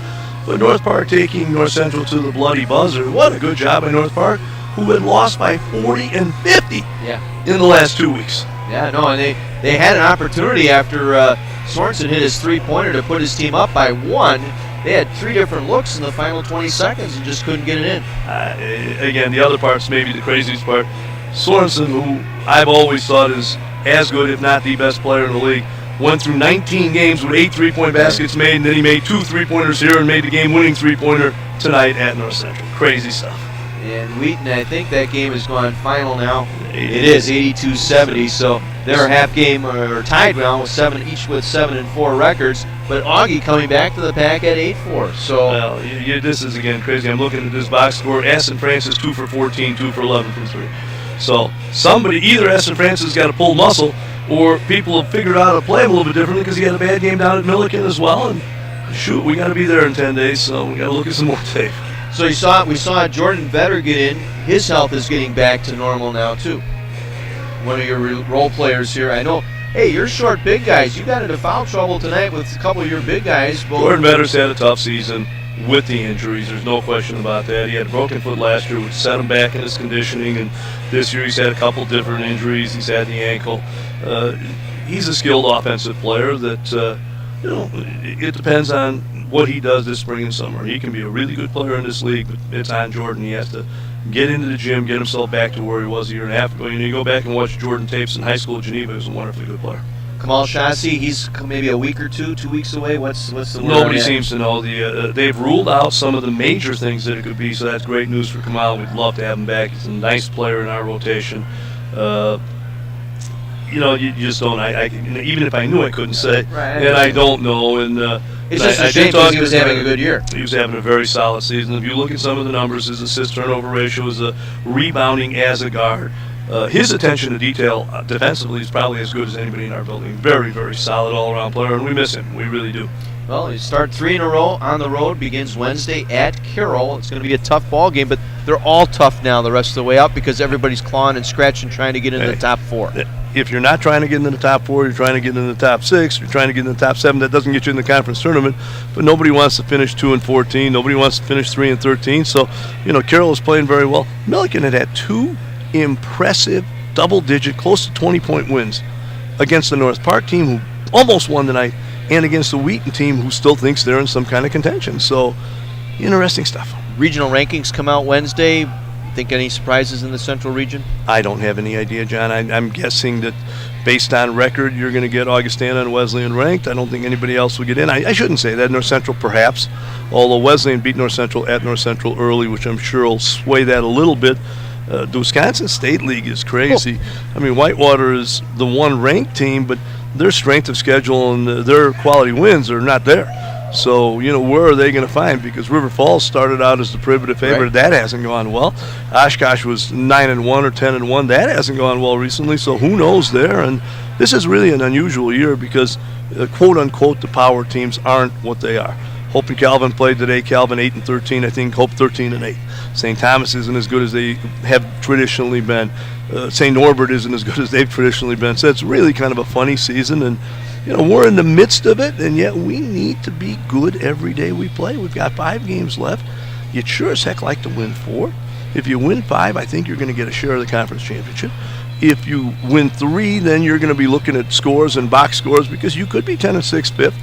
There's no doubt about that either. And, hey, we've done a nice job this year. We've let a couple get away that perhaps we'd like to have back, but so is everybody else. I was going to say 5 losses, maybe 4 losses. Right now, probably 3 losses might get you a championship the way Illinois Wesleyan has played. Absolutely. But they still have to come back up here. So they have to come up here. They still have North Central and Wheaton at home. So this is far, far from being settled. North Central has to play at Bloomington, and then they've got Wheaton at Wheaton. So they've got tough games to play. I mean, you just don't know where all this settles. And, 5 is going to be a good number to get in the conference tournament. 4, I think, given the fact that only Wesleyan and North Central have less, and they play each other, and there are other crossovers among the teams that are contending, I would take 12-4 right now if I was anybody in the league and say, let's see where it takes us. And I'm talking for a conference championship, not necessarily just to get into the conference. I was going to say 12-4 for a conference championship. Boy, that tells you how tough the league is. Well, that would mean that you'd have 11-5 and 12-4 champions the last 2 years. You can go back for 70 years, and that's never happened. Ever happened before. So balance in the league. There is some of that. There is some of that, and that balance works 2 ways. It's balance at the top between the best teams, and it's balance at the bottom. And I'm not talking about balance between the bottom teams. Those teams have gotten better. Millikin didn't show great tonight, but they have played really well recently. We know how good Carroll is. And North Park, who's had some hiccups, in the last 2 weeks, they're a 1-point loser at home to Wesleyan and a 1-point loser on the road at North Central. So, well, good win here tonight, boss, and 40 points out of Jordan Thomas. Now let's hope we can bottle this and take it on the road here for the next 3 weeks. That's the key. That is the key. We got 3 in a row on the road. Let's go out there and start with Carroll on Wednesday night and see what we got. Enjoy your Super Bowl tomorrow, Johnny. Thanks for everything. Who you got tomorrow? I'm always for the AFC, so I'm not a huge Patriot fan, but I'm rooting for the Patriots. I'd have rooted for the Jaguars. When I was a little kid, many, many years ago, I think I've told this story before, although probably not on the air, it was the beginning of the AFL. So I was a big Raider and Chief and whoever else it was, so for whatever reason, and I was not anti-Bear, but not a huge Bear fan, so I've always been AFC in the Super Bowl, and I'd have rooted for the Jaguars or the Steelers, so whatever it is, we'll see. Although having said that, I don't have a penny on the game. I hope it's a good game. You don't want the Patriots to win 38-3 and people turning off at halftime, although last year was 28-3, but you know how it all goes. Johnny, you're the best. We'll talk to you during the week. Take care now. Bosco, thank you. Bosco Jurkovic joining us on our post game here. A Carthage victory tonight over the Millikin Big Blue. Final tonight, 85-70 was your final. Jordan Thomas, 40 points tonight, becomes just the 10th player in the history of the men's program here at Carthage College to score 40 or more points. He was 13 of 18. He hit 11 straight three-pointers, 11 of 13 behind the arc. Those 11 made threes, a new Carthage single-game record. He had 40. Brad Cruz with 17. 21 tonight for Elijah Henry, in his the only player in double figures for the Millikin Big Blue. So the Redmen now 12-8, 7-4. Your updated standings tonight with Illinois Wesleyan idle. So that leaves them at the top. And then you've got North Central now at 9-3. You have Augustana at 8-4. Wheaton and Carthage at 7-4. Those are your top 5 teams right now going into play on Wednesday. No game for you on Wednesday night. The road game at Carroll, we're not going to carry that one. So Pat Hegewald will be with you on Wednesday night for Kenosha Sports Talk all evening, Wednesday evening. We'll be back with you on Saturday.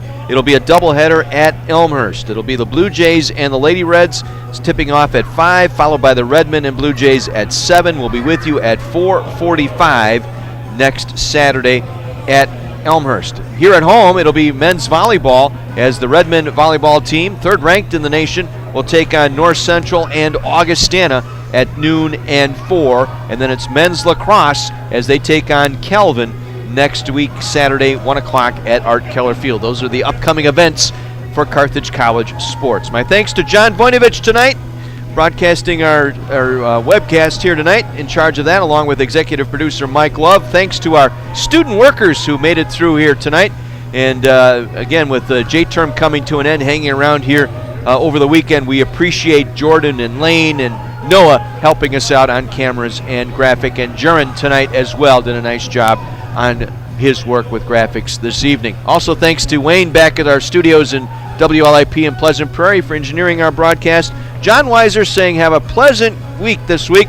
Carthage a win tonight, 85-70. The Lady Reds pick up a win as well, 78-60 over Millikin. Until next Saturday, have a great week, everyone. Thanks for tuning in to Carthage Athletics on AM 1050 WLIP Kenosha. Good night, everyone.